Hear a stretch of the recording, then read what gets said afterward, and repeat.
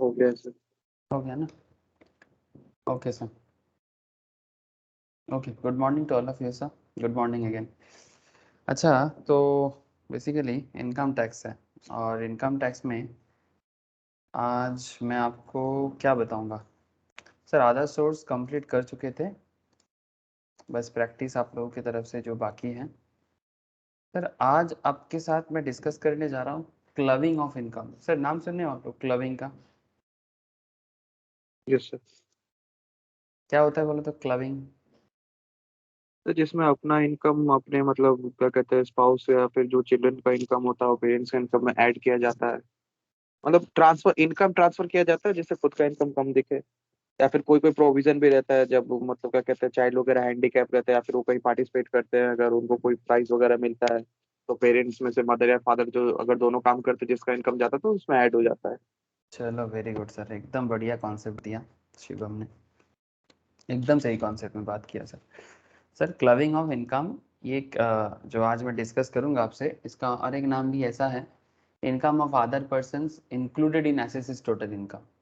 Income of other person included in SSS total income. मतलब कहने का मतलब एकदम सिंपल है कि इसको दो नाम से आप पुकार सकते हो, ठीक है। इसका जो पॉपुलर नेम है, एक सेकेंड रुको, क्या दिक्कत हो गया, किसी को ज्वाइनिंग में प्रॉब्लम हो रहा है, एक मिनट रुक जाओ सर।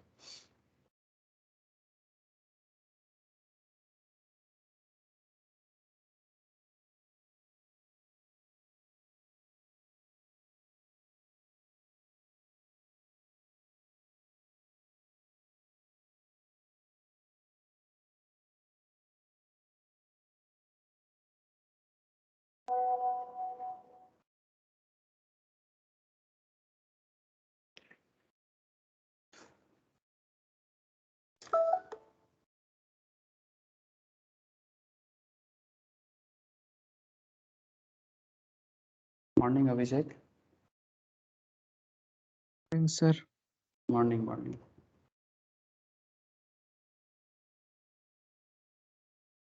अच्छा, जो मैं बात कर रहा था सर, कि income of other persons included in SSS total income, ठीक है। तो ये जो टॉपिक है ना सर, ये बहुत ही वाइटल टॉपिक इसलिए हो जाते हैं कि बहुत लोग क्या करते हैं ना, अपने टैक्स को कम दिखाना चाहता है। आप इसको टैक्स इवेजन बोल सकते हो, इवेशन है ना, टैक्स इवेड हो सकता है ये। मतलब किसी भी तरह से अपना इनकम कम दिखाने के लिए एसएससी जो होते हैं ना, वो हमेशा कुछ ना कुछ कोशिश करते रहते हैं, ठीक है। तो इनकम टैक्स डिपार्टमेंट के दिमाग में कुछ हो गया, उनको लगा कि भाई इस तरह से अगर कोई अपना इनकम कम दिखाएगा तो फिर सरकार के घर में टैक्स नहीं पहुंचेगा। तो ऐसा करके हर एक इंडिविजुअल अगर अपना इनकम को कम करना चाहे तो ये प्रॉब्लम क्रिएट कर सकता है।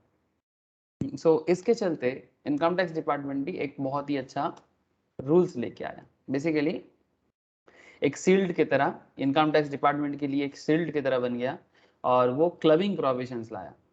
बेसिकली अगर देखा जाए तो मेनली ये 60 से लेके 65 का एरिया है सेक्शन इनकम टैक्स एक्ट में।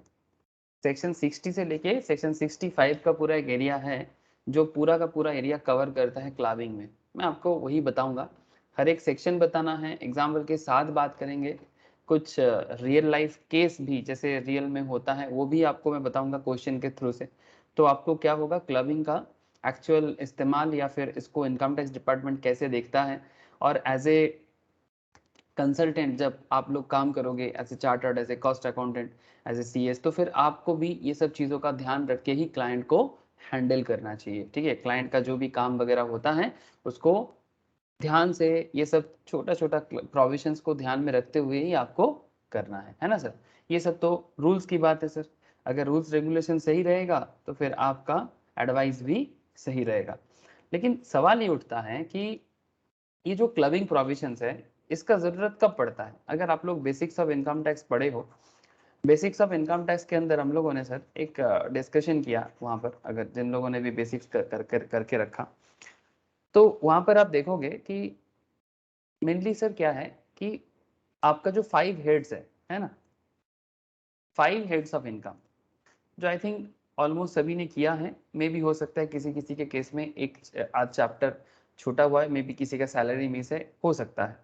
अगर मिस है तो बाद में सैलरी कर लीजिएगा, बट अल्टीमेटली आपका जो 5 हेड्स है, income under the head salary, income under the head house property, income under the head BP, income under the head CG, income under the head IFOS, है ना sir, income from other source. तो sir ये clubbing provisions कैसे काम करता है, आपके मन में जरूर सवाल हो सकता है कि सर ये तो 5 हेड्स है, अब 5 हेड्स के जहां जो भी हेड्स ऑफ इनकम से बंदा इनकम करते हैं, वो सभी इनकम को क्या कर दिया जाता है, जोड़ दिया जाता है, फिर उसका जीटीआई उसके बाद डिडक्शंस वगैरह दे के उसका क्या किया जाता है सर, ग्रॉस टोटल इनकम वगैरह कैलकुलेट किया जाता है। तो जो भी हो, ये जीटीआई कैलकुलेशन से पहले ही आपको ये क्लबिंग के ऊपर ध्यान देना है। ये जो ग्रॉस टोटल इनकम बनता है ना सर, जिसमें अलग अलग सोर्स से जो भी इनकम करेगा बंदा, ठीक है, चाहे वो मिस्टर हो, मिसेस हो, जो भी हो, या मिस हो, जो भी इनकम वो करते हैं, उस इनकम पे अंदर सैलरी हो सकता है, हाउस प्रॉपर्टी हो सकता है, बीपी हो सकता है, कोई भी 2 हो सकता है, कोई भी 3 हो सकता है, किसी एनी काइंड ऑफ कॉम्बिनेशन से वो इनकम कर सकते हैं, ठीक है। अब जो भी कॉम्बिनेशन ऑफ इनकम हो उनका, लेकिन इसमें देखना ये है कि क्या, चाहे वो मिस्टर है कोई, या मिसेस है कोई, या मिस है कोई, जो भी है उनका, उनको देखना ये है कि क्या वो अपने इनकम को कम करने के लिए या फिर इनकम को कम शो करने के लिए क्या किसी और पे इनकम ट्रांसफर तो नहीं कर रहा है, अपना एसेट किसी और को दे तो नहीं दे रहा है। से फॉर एग्जांपल कोई एसेट इनके किसी के पास है, वो अपना एसेट अपने बीवी के नाम पे कर दिया और बीवी के हाथ में इनकम कम दिखा रहा है, तो फिर उसका इनकम टैक्स हट गया, ठीक है। मतलब एक एग्जाम्पल के तौर पे बहुत सारा बात आ सकता है सामने, मैं आपको बताता हूँ सर, एक सेकेंड रुको। जैसे मानो कि कोई एक है जिसका मानो कि 15 लाख का इनकम है, ठीक है, और आप लोगों को तो पता है सर 15 लाख इनकम में टैक्स लायबिलिटी क्या हो सकता है ना सर। अगर 115 बीएसी ना यूज करें, जो डिस्काउंटेड टैक्स रेट आजकल चलता है, ये भी एक प्रोविजंस आया है 115 बीएसी, ये आप लोग सुने होंगे, क्लास में भी बहुत बार इसके बारे में बात किया।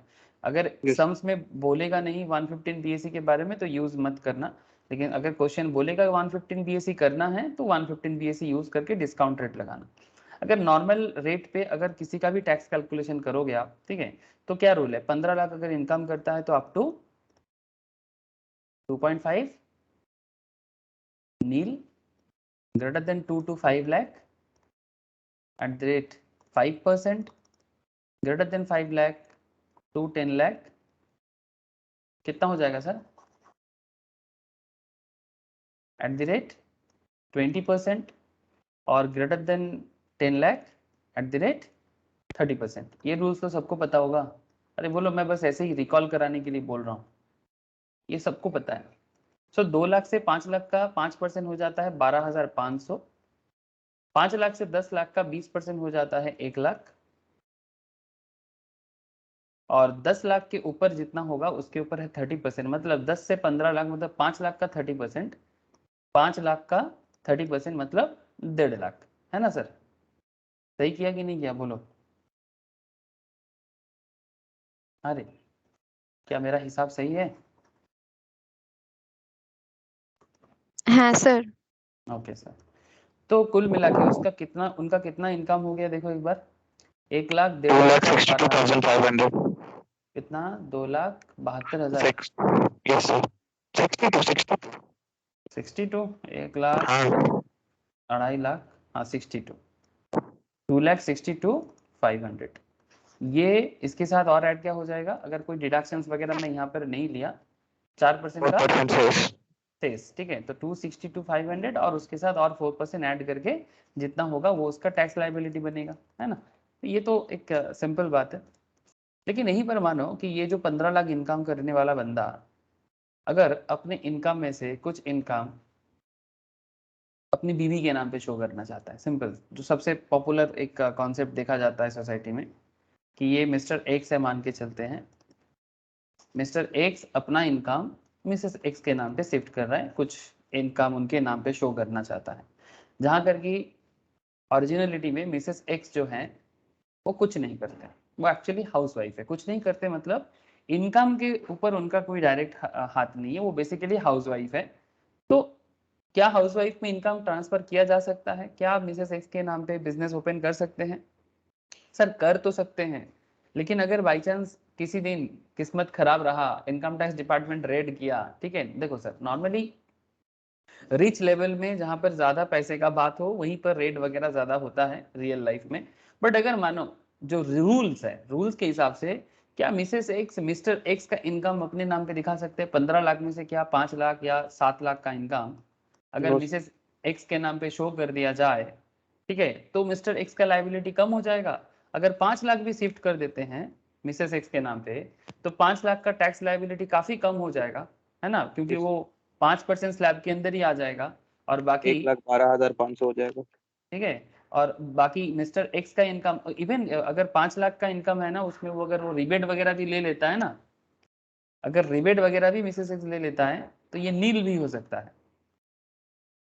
ये आप लोग देखना 5 लाख के इनकम पे रिबेट यूज करके कितना अच्छे से उसको नील टैक्स भी बना दिया जा सकता है। ठीक है, ये आप लोगों को मैं बेसिक्स के टाइम पे बताया था, ठीक है, कि अगर आप 5 लाख तक भी कमाते हो तो भी आपका टैक्स लायबिलिटी 0 हो सकता है। ठीक है, तो कहने का मतलब ये है कि तो बाकी कितना बचा? 10 लाख ही बचा। अब 10 लाख पे मिस्टर एक्स टैक्स पेमेंट कर देगा, जहां 2,62,000 हो रहा है वहां पर हार्डली 1,12,500 के आसपास का ही टैक्स पेमेंट करना होगा। तो कहने का मतलब क्या है सर कि लेकिन सर ओरिजिनलिटी देखा जाए मिसेस एक्स के नाम पे कुछ नहीं है, एक्चुअली वो हाउसवाइफ है। कुछ नहीं है मतलब हाउसवाइफ है, वो बिजनेस नहीं करता, जॉब भी नहीं करता, उनका कोई कैपिटल गेन भी नहीं है, लेकिन ये जानबूझ के मिस्टर एक्स मिसेस एक्स के नाम पे कर रहा है। बात सिर्फ वाइफ के नाम पे नहीं, ऐसे बहुत सारा और भी केसेस हो सकता है। मतलब बेटे के नाम पे हो सकता है, माइनर चाइल्ड के नाम पे हो सकता है, बेटी के बीवी के नाम पे हो सकता है, ठीक है, मतलब बहू के नाम पे हो सकता है। मतलब कोई भी इंसान अगर अपना इनकम, अपना एसेट किसी और को ट्रांसफर कर रहा है जस्ट बिकॉज अपने इनकम को कम करने के लिए, ठीक है, तो ऐसे केस में इनकम टैक्स डिपार्टमेंट अपना ब्रह्मास्त्र यूज करता है और कहता है कि मेरा ब्रह्मास्त्र ये है कि आप कुछ भी करो, हम क्लब कर देंगे। क्लब का मतलब क्या है? क्लब का मतलब क्या है? जोड़ देना। हाँ सर, सिंपल है ना। जैसे हम लोग आसपास में क्लब वगैरह में जाते हैं ना, आस पड़ोस में क्लब में जाते हैं, क्लब में जाके हम लोग मिलते हैं जुलते हैं, तो ये मिलना जुलना क्लब में जो होता है वो बेसिकली क्या है? जोड़ने के लिए। तो ऐसा ही ये इनकम को जोड़ने वाला एक टॉपिक है। ठीक है, आप कोई भी सोर्स से इनकम करो, लेकिन अगर आप इनकम को किसी और को ट्रांसफर करना चाहते हो या एसेट को किसी और पे ट्रांसफर करना चाहते हो, तो ऐसे सिनारियो में उस इनकम को उसी बंदे के साथ, मतलब बेसिकली ट्रांसफरर, ऐसे में ट्रांसफरर और ट्रांसफरी, ये दोनों कॉन्सेप्ट बहुत जरूरी है कि ट्रांसफरर और ट्रांसफरी। ठीक है, तो ऐसा नहीं कि हर केस में होगा, कुछ केस में ऐसा हो सकता है कि आप इनकम ट्रांसफर कर रहे हो फिर वो जोड़ेगा नहीं। ठीक है, ऐसा भी कुछ कॉन्सेप्ट है, आगे आगे आपको क्वेश्चंस वगैरह एग्जांपल के साथ बताऊंगा। तो मेनली अगर क्लब होगा इसका मतलब ट्रांसफरर के इनकम पे जोड़ दिया जाएगा, जो बेसिकली ट्रांसफरर अपना इनकम को कम दिखाने के लिए कर रहा था। ठीक है, तो ऐसा एक कॉन्सेप्ट नहीं है सर, ऐसा कुछ मैं आपको क्या बोला 60 से 65 का पूरा एरिया कवर करता है। तो सेक्शंस भी काफ़ी बड़ा है, मतलब लंबा चौड़ा सेक्शंस है। चैप्टर छोटा चैप्टर है, बहुत ज़्यादा गहरा नहीं है, बट आपको समझना ज़रूरी है सर। चलो मैं आपको एक एक करके लेके चलता हूँ मैटर पे। ये देखो सर, यहाँ पर थोड़ा बहुत आपको आइडिया लग जाएगा। क्या आइडेंटिफाई करने बोला है क्लबिंग्स में? Income of other persons included in SSC total income, दूसरे लोगों का इनकम एसएससी के इनकम के साथ जोड़ जाएगा। तो किस तरह से ऐसे होगा? Identify when clubbing provisions are attracted, ये आइडेंटिफाई करना चाहिए कि किस पॉइंट पे क्लबिंग प्रोविजंस अप्लाई होगा, and apply the same in computing total income of the SSC. Examine the circumstances, आपको वो सर्कमस्टेंसेस ढूंढना है when income of the spouse, spouse मतलब हस्बैंड के लिए वाइफ एंड वाइफ के लिए हस्बैंड, है ना सर, हस्बैंड का वाइफ एंड वाइफ का हस्बैंड, दोनों एक दूसरे का स्पाउस कहलाता है। तो circumstances when income of the spouse is clubbed with the income of the individual and apply the same in computing total income of the individual। मैं आपको आगे आगे बताता हूँ। और क्या एग्जामिन करना है? Examine the circumstances when income of son's wife, even son's wife, बेटी की बेटे का बहू, ठीक है, son's wife is included in the hands of individual and apply the same in computing total income of the individual। Gift के नाम पे भी बहुत लोग ट्रांसफर कर देते हैं, जैसे अगर सिंपल एग्जांपल के तौर पे आप बच्चन फैमिली को एग्जांपल के तौर पे सोच सकते हो, ठीक है, कि मानो कि अमिताभ बच्चन, जया बच्चन, ठीक है, ये एग्जांपल के तौर पे अमिताभ जी, जया जी। अमिताभ जया की बेटा कौन है? अभिषेक, ठीक है, अभिषेक एंड ऐश। तो अमिताभ बच्चन, जया बच्चन, अभिषेक बच्चन, ऐश्वर्या बच्चन, ठीक है। तो ये कौन हो गया? ऐश्वर्या कौन हो गया? बेटे का बहू हो गया। तो अगर अमिताभ बच्चन कोई एसेट ट्रांसफर ऐश्वर्या को करते हैं, ठीक है, तो क्या वो अमिताभ बच्चन के नाम पे ट्रांसफर होगा या नहीं होगा? इस तरह का सब रूल्स रेगुलेशंस यहाँ पर चलेगा। बच्चन साहब अगर जया जी के नाम पे कुछ कर देता है तो क्या वो इनकम बच्चन साहब के नाम पे होगा? मान लेते हैं कि जया बच्चन जी यहाँ पर एक हाउस वाइफ के तौर पे हैं, वो कोई एक्टिंग वगैरह नहीं करते, प्रोफेशनल्स नहीं है, ठीक है।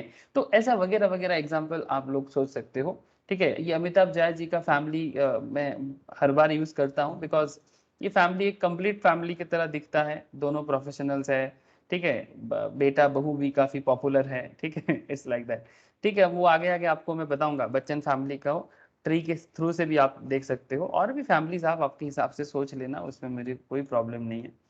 ओके, तो आगे आगे बताता हूँ सर। और क्या आइडेंटिफाई करना है? Identify the nature of income of minor. Minor का माइनर मतलब सर जिनका एज अभी भी 18 नहीं हुआ है।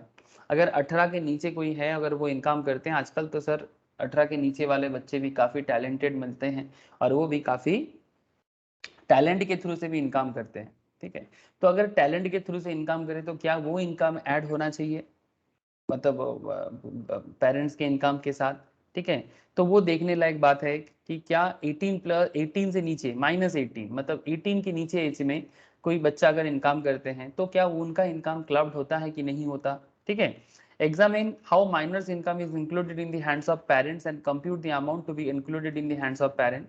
Examine the circumstances when income of Hindu undivided family is included in the hands of member of the Hindu undivided family। मतलब जो जॉइंट फैमिली है, सिख, जैन, बुद्धिस्ट, हिंदू जो कल्चर्स के ऊपर बिलोंग करके जो जॉइंट फैमिली बिजनेस चलते हैं इंडिया में, ठीक है, तो ऐसे जॉइंट फैमिली के केस में भी income of HUF is included in the hands of member of the HUF। तो किस तरह से HUF का इनकम मेंबर के इनकम के साथ क्लब किया जाता है, ये भी एक समझने वाला कॉन्सेप्ट है सर, ठीक है। तो इसी तरह का कॉन्सेप्ट के साथ हम लोग ये पूरा चैप्टर को कोशिश करेंगे। एक सेकेंड सर, कोई तब से कोशिश कर रहा है लेकिन लिंक का प्रॉब्लम हो रहा है कुछ।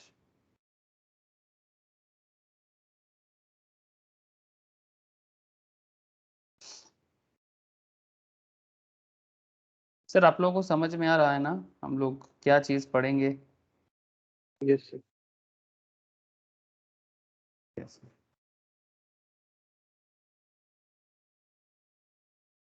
चलो आगे आगे डिटेल्स में जाते हैं। हाँ, डिटेल्स में जानेंगे, क्वेश्चंस वगैरह भी जानेंगे, एग्जाम्पल भी जानेंगे, तो क्लबिंग ऑफ इनकम आप लोगों को काफ़ी अच्छे से समझ में आ जाएगा।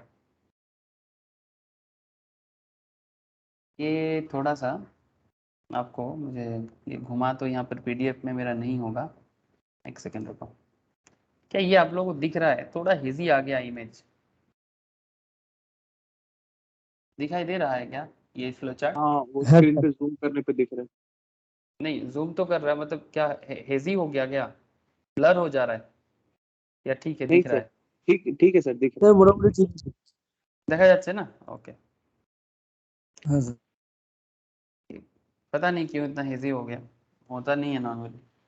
अच्छा, तो ट्रांसफर ऑफ इनकम, देखो सर बात सुनो, income of other person included in SSC total income, ठीक है, दूसरे लोगों का इनकम को एसएससी के इनकम के साथ जोड़ दिया जाएगा। जैसे कि मैं आपको बार बार बोल रहा हूँ कि कब कब ऐसा हो सकता है, हमेशा नहीं, कुछ रीजन है। तो एक काम करते हैं ना, एग्जाम्पल के तौर पे आप एसएससी के हिसाब से अमिताभ जी को मान लो, हाँ AB, ठीक है, अमिताभ बच्चन, और बाकी लोगों जो भी है अदर पर्सन में आप जया बच्चन जी को समझ सकते हो, अभिषेक बच्चन को समझ सकते हो, ये सब आएगा एग्जाम्पल पे आएगा। ऐश्वर्या को समझ सकते हो, या फिर अमिताभ जी की बेटी क्या नाम है, उनका पोती भी है एक, श्वेता बच्चन। श्वेता बच्चन, ठीक है, श्वेता, ठीक है, श्वेता का बेटी का नाम क्या है, या नव्या नवेली ऐसा कुछ नाम है ना सर? आप लोगों को ज्यादा पता होगा सर। हमें दूसरे का फैमिली हिस्ट्री लेके क्या करना है? सर कुछ नहीं, just only for our understanding, हमें तो बस उनका नाम यूज करके मैटर को समझना है, हमें और कोई इरादा नहीं है। कौन सा बॉलीवुड में जाना है?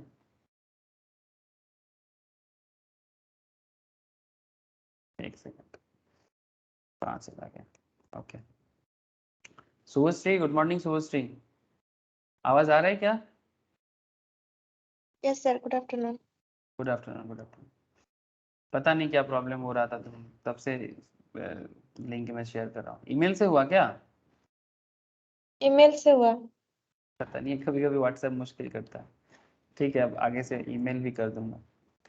अच्छा देखो, तो आपको दिमाग में क्या रखना है? अमिताभ जी को रखना है, ठीक है। अमिताभ बच्चन को दिमाग में रखते हुए चलो कि एसएससी जो है वो अमिताभ बच्चन, ठीक है। तो अमिताभ बच्चन के इनकम के साथ और किसका किसका इनकम जोड़ा जा सकता है या जोड़ दिया जाता है? जा सकता है नहीं, जोड़ दिया जाता है। अगर अमिताभ जी अपना इनकम ट्रांसफर करता है, अपना एसेट ट्रांसफर करता है, किसको? अपने वाइफ को, जैसे कि जया जी को, जैसे कि अभिषेक को, ठीक है, जैसे कि ऐश को, ठीक है। अगर इनको अपना एसेट या इनकम ट्रांसफर करता है तो फिर ऐसे केस में अमिताभ जी के इनकम के साथ ही उस इनकम को जोड़ दिया जाएगा, ठीक है। तो ये सब कॉन्सेप्ट के साथ ही ये पूरा चैप्टर आपको बात करेगा। इसमें देखो, मैं आपको बार बार बोल रहा हूँ, सेक्शन 60 से 65 का एरिया कवर करता है।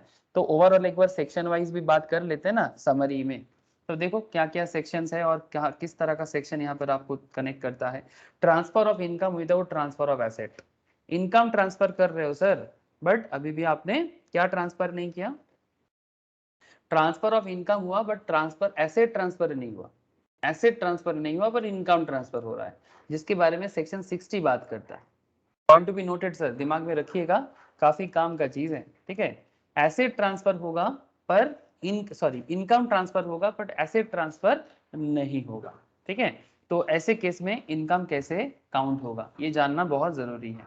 ओके, अच्छा और देखो, income arising from revocable transfer of asset. Income arising from revocable transfer of asset. Revocable transfer का मतलब होता है कि अभी एसेट दे रहे हैं पर बाद में एसेट वापस ले भी सकते हैं। रिवोक करने का मतलब क्या है? रिवोकेबल मतलब रिवोकेबल और नॉन रिवोकेबल। नॉन रिवोकेबल मतलब वापस नहीं ले सकते, ठीक है, और रिवोकेबल मतलब वापस ले सकते हैं। तो income arising from revocable transfer of asset, section 61 उसके बारे में बात करते हैं। तो अगर कोई रिवोकेबल एसेट्स है तो उस केस में क्या होगा वो आगे आगे बताते हैं आपको। अच्छा, इसका एक एक्सेप्शन भी है, सेक्शन 62 बताते हैं, ठीक है।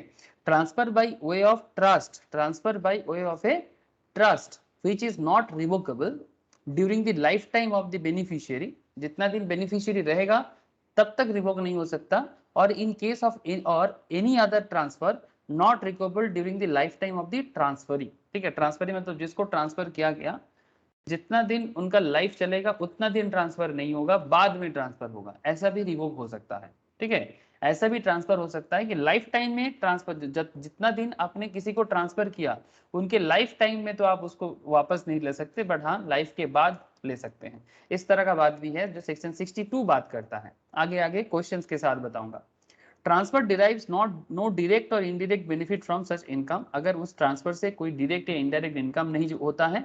As and when power to revoke arises, clubbing provisions would apply. जब भी रिवोक हो जाएगा तब भी क्लबिंग इनकम या क्लबिंग प्रोविजंस उसमें अप्लाई किया जाता है, ठीक है। अब ये सेक्शन 62 का भी चर्चा आगे आगे करेंगे आपके साथ कि क्वेश्चंस वगैरह करना है ना सर। तो मैं आपको बस अभी ओवरव्यू दे रहा हूँ एक छोटा सा, कि आपको पता होना चाहिए कि सेक्शन 60 क्या बात करता है, सेक्शन 61 क्या बात करता है, सेक्शन 62 क्या बात करता है, ठीक है। फिर आगे देखें सर, आपको यहाँ पर दिखेगा सेक्शन 64 का एरिया। यहाँ पर क्या क्या इनकम है, ये बहुत ही इंपॉर्टेंट माना जाता है सर, ठीक है, बहुत ही इंपॉर्टेंट माना जाता है। स्पाउस इनकम दिख रहा है ना, स्पाउसेस इनकम मैं समझ सकता हूँ थोड़ा हेजी है बट पढ़ने लायक है, आई होप, ठीक है। स्पाउस इनकम, माइनर इनकम, ठीक है, इनकम ऑफ सन्स वाइफ। तो ये तीन केस ध्यान से सुनिए। स्पाउस का इनकम किस तरह से एबी के हाथ में ऐड हो जाएगा। एबी मतलब अमिताभ बच्चन सर, बात अमिताभ बच्चन का है नहीं। अमिताभ बच्चन को एक मतलब हम लोग एग्जाम्पल के तौर पे यूज कर रहे हैं, अमिताभ साहब को, बच्चन साहब को बस इनकम के एग्जाम्पल के तौर पे यूज कर रहे हैं। स्पाउस, अमिताभ बच्चन का स्पाउस कौन है सर, बोलो? जय बच्चन जी है ना। तो जय बच्चन जी, तो जया बच्चन बहुत गुस्सा करती हैं, हाँ एकदम गुस्से में सबको बात करती हैं, जो भी हो पता नहीं क्यों इतना गुस्से में रहते हैं। तो जया बच्चन जी का इनकम को क्या अमिताभ बच्चन जी के इनकम के साथ ऐड कर देंगे? अब देखना पड़ेगा खेल क्या है। देखो सर थोड़ा सा बताते हैं आपको। Remuneration to spouse from a concern, मतलब मानो कि किसी कंसर्न में किसी बिजनेस में जया बच्चन जी काम करते हैं, वहां पर उनको रेमुनरेशन मिलता है। Remuneration to a spouse from a concern in which individual has a substantial interest, मतलब किसी ऐसे बिजनेस से, बात को ध्यान से सुनिएगा, किसी ऐसे बिजनेस में अमिताभ बच्चन जी का इंटरेस्ट है, ठीक है। इंटरेस्ट मतलब सब्सटेंशियल इंटरेस्ट का मतलब आप लोगों को पता है ना, कम से कम 20% या उससे ज्यादा वोटिंग पावर होता है। हाँ सर, ये मैं आप लोगों को कंपनी लॉ में भी बोला है ना, सब्सटेंशियल इंटरेस्ट। तो अमिताभ बच्चन साहब का अगर किसी बिजनेस पे या कंसर्न पे 20% वोटिंग पावर है या 20% से ज्यादा उनका शेयर होल्डिंग है, ठीक है, ऐसे बिजनेस में अमिताभ बच्चन साहब का सब्सटेंशियल इंटरेस्ट रहेगा। और उसी बिजनेस से अगर जया बच्चन जी को कोई रेमुनरेशन मिलता है तो वो इनकम जया बच्चन जी का इनकम नहीं माना जाएगा और वो अमिताभ बच्चन जी के इनकम के साथ ऐड कर दिया जाएगा। एक्सेप्शन भी है where spouse possesses technical और professional qualification, clubbing provision will not apply। मतलब ये एक्चुअली बात तब होता है जब जया बच्चन जी किसी भी तरह का टेक्निकल नॉलेज के साथ नहीं है, जस्ट बिकॉज वो अमिताभ जी की बीवी है, इसी कारण उनको उस पर्टिकुलर पोजीशंस पे या उस कंसर्न से रेमुनरेशन मिल रहा था। लेकिन मानो कि जया बच्चन जी सच में क्वालिफाइड है, ठीक है, अगर क्वालिफाइड है, अगर टेक्निकल या प्रोफेशनल नॉलेज है उनको, तब जया बच्चन जी के हाथ में ही इनकम आएगा, वो अमिताभ जी के इनकम के साथ ऐड नहीं होगा। तो ये एक्सेप्शन है कि अगर किसी को टेक्निकल एंड प्रोफेशनल स्किल के कारण रेमुनरेशन मिलता है तब वो स्पाउस के हाथ में ही, मतलब जया बच्चन जी के हाथ में ही क्लब्ड होगा, सॉरी क्लब्ड नहीं, टैक्सेबल होगा। लेकिन अगर किसी बिजनेस पे अमिताभ जी का 20% का वोटिंग पावर या सब्सटेंशियल इंटरेस्ट है, लेकिन वहां पर जया बच्चन जी जस्ट बिकॉज वो अमिताभ बच्चन जी का स्पाउस है, मतलब बीवी है, उसके कारण उनको अच्छा खासा रेमुनरेशन भी मिल रहा है, ठीक है, तो ऐसे केस में वो इनकम जया बच्चन जी का नहीं अमिताभ बच्चन जी का इनकम माना जाएगा। आप लोगों को केस क्लियर हो रहा है सर? Please tell me. आगे आगे क्वेश्चन के साथ भी बताऊंगा। यहाँ पर थोड़ा सा आपको प्रोविजंस का थोड़ा सा मतलब एक आइडिया दे रहा हूँ क्लबिंग ऑफ इनकम का। बताओ समझ आ रहा है? यस और नो? Yes sir. कैसा? और देखिए, income arising to spouse from an asset transferred without adequate consideration और not in connection with an agreement to live apart, 64 subsection 1 clause 4। ये 64 सबसेक्शन 1 क्लॉज 2 था, ये क्लॉज 4 हो गया, ठीक है। क्लॉज 4 क्या बताता है? इनकम अराइजिंग टू स्पाउस, मतलब जया बच्चन जी को कोई इनकम हो रहा है from an asset transferred without adequate consideration. Amitabh Bachchan ji Jaya Bachchan ji को कोई एसेट ट्रांसफर किया है, अमिताभ बच्चन जया बच्चन जी को कोई एसेट ट्रांसफर किया है विदाउट एडिक्वेट कंसिडरेशन, मतलब अगर मानो कि 10 लाख का एसेट है पर ट्रांसफर किया गया 2 लाख में, 4 लाख में, 5 लाख में, जो भी हो भाई, सही दाम नहीं, कम दाम में मिला है, विदाउट एडिक्वेट कंसिडरेशन और not in connection with an agreement to live apart. Live apart मतलब ऐसा होता है ना कि हम लोग अलग अलग रहेंगे, इस तरह का कॉन्सेप्ट चलता है ना। तो not in connection with leave apart मतलब ये जो भी एसेट ट्रांसफर हुआ है ये बेसिकली विदाउट एडिक्वेट कंसिडरेशन हुआ है। 10 लाख का चीज 2 लाख में, 3 लाख में अमिताभ जी जया जी को दिया है और वहां से कोई इनकम जया जी को होता है। तो ये जो भी इनकम जया जी को होगा ना, ये इनकम जया जी का नहीं, ये इनकम अमिताभ जी का माना जाएगा। समझ में आ रहा है सर?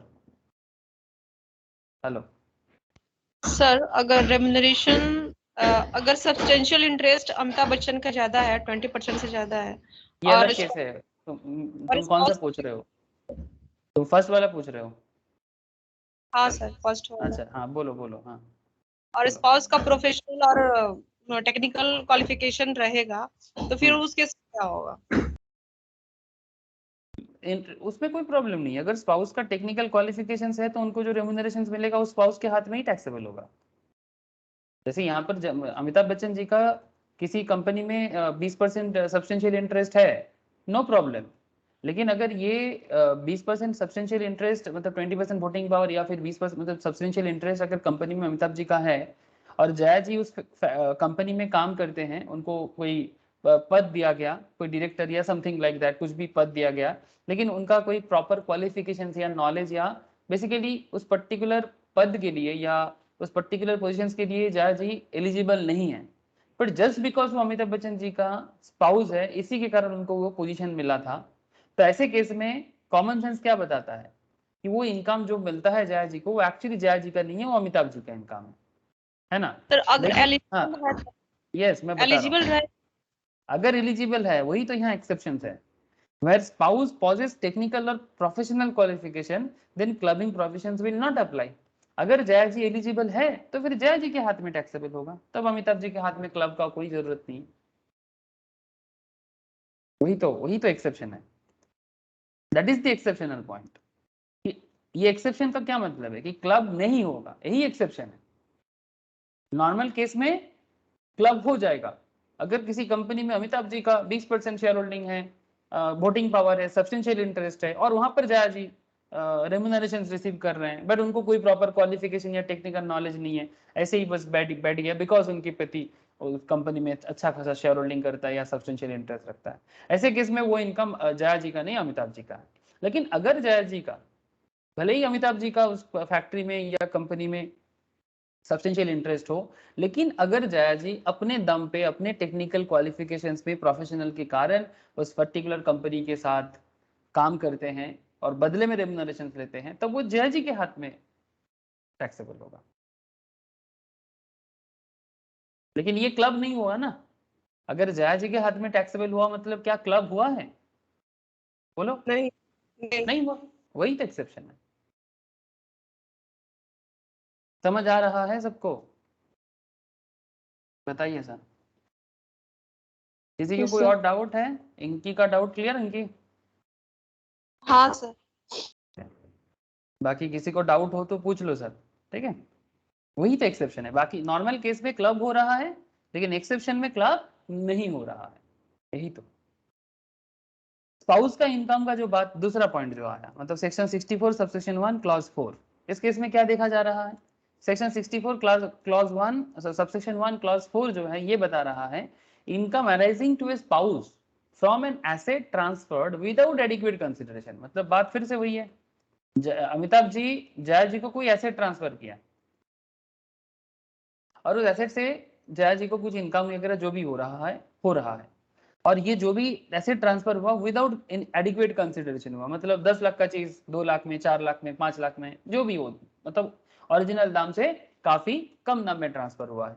तो ऐसे केस में कनेक्शन, और ये जो भी ट्रांसफर हुआ है not in connection with an agreement और टू लीव अपार्ट, ये जो आजकल होता है ना, अलग अलग रहते हैं ये सब, ये एक्चुअली बॉलीवुड से आजकल नॉर्मल लोग भी सीख गए, जानते हो ना, बॉलीवुड से इंस्पायर होके, पर बन नहीं रहा है, अलग रहेंगे उसमें क्या। हाँ, मतलब काश पता होता कि ये कल्चर हमारा नहीं है, संस्कृति का पार्ट नहीं है, लेकिन आजकल बॉलीवुड वाले इसको प्रमोट कर रहे हैं, बहुत अच्छा है। मेरे को तो सबसे भयंकर चीज लगता है कि बूढ़े उम्र में शादी करते हैं, मैं कभी सोचता हूँ कि ये क्या है, और शादी में उसका बच्चा लोग भी इतना बड़े हो जाते हैं कि वो भी अपने माँ पापा के शादी में जाते हैं।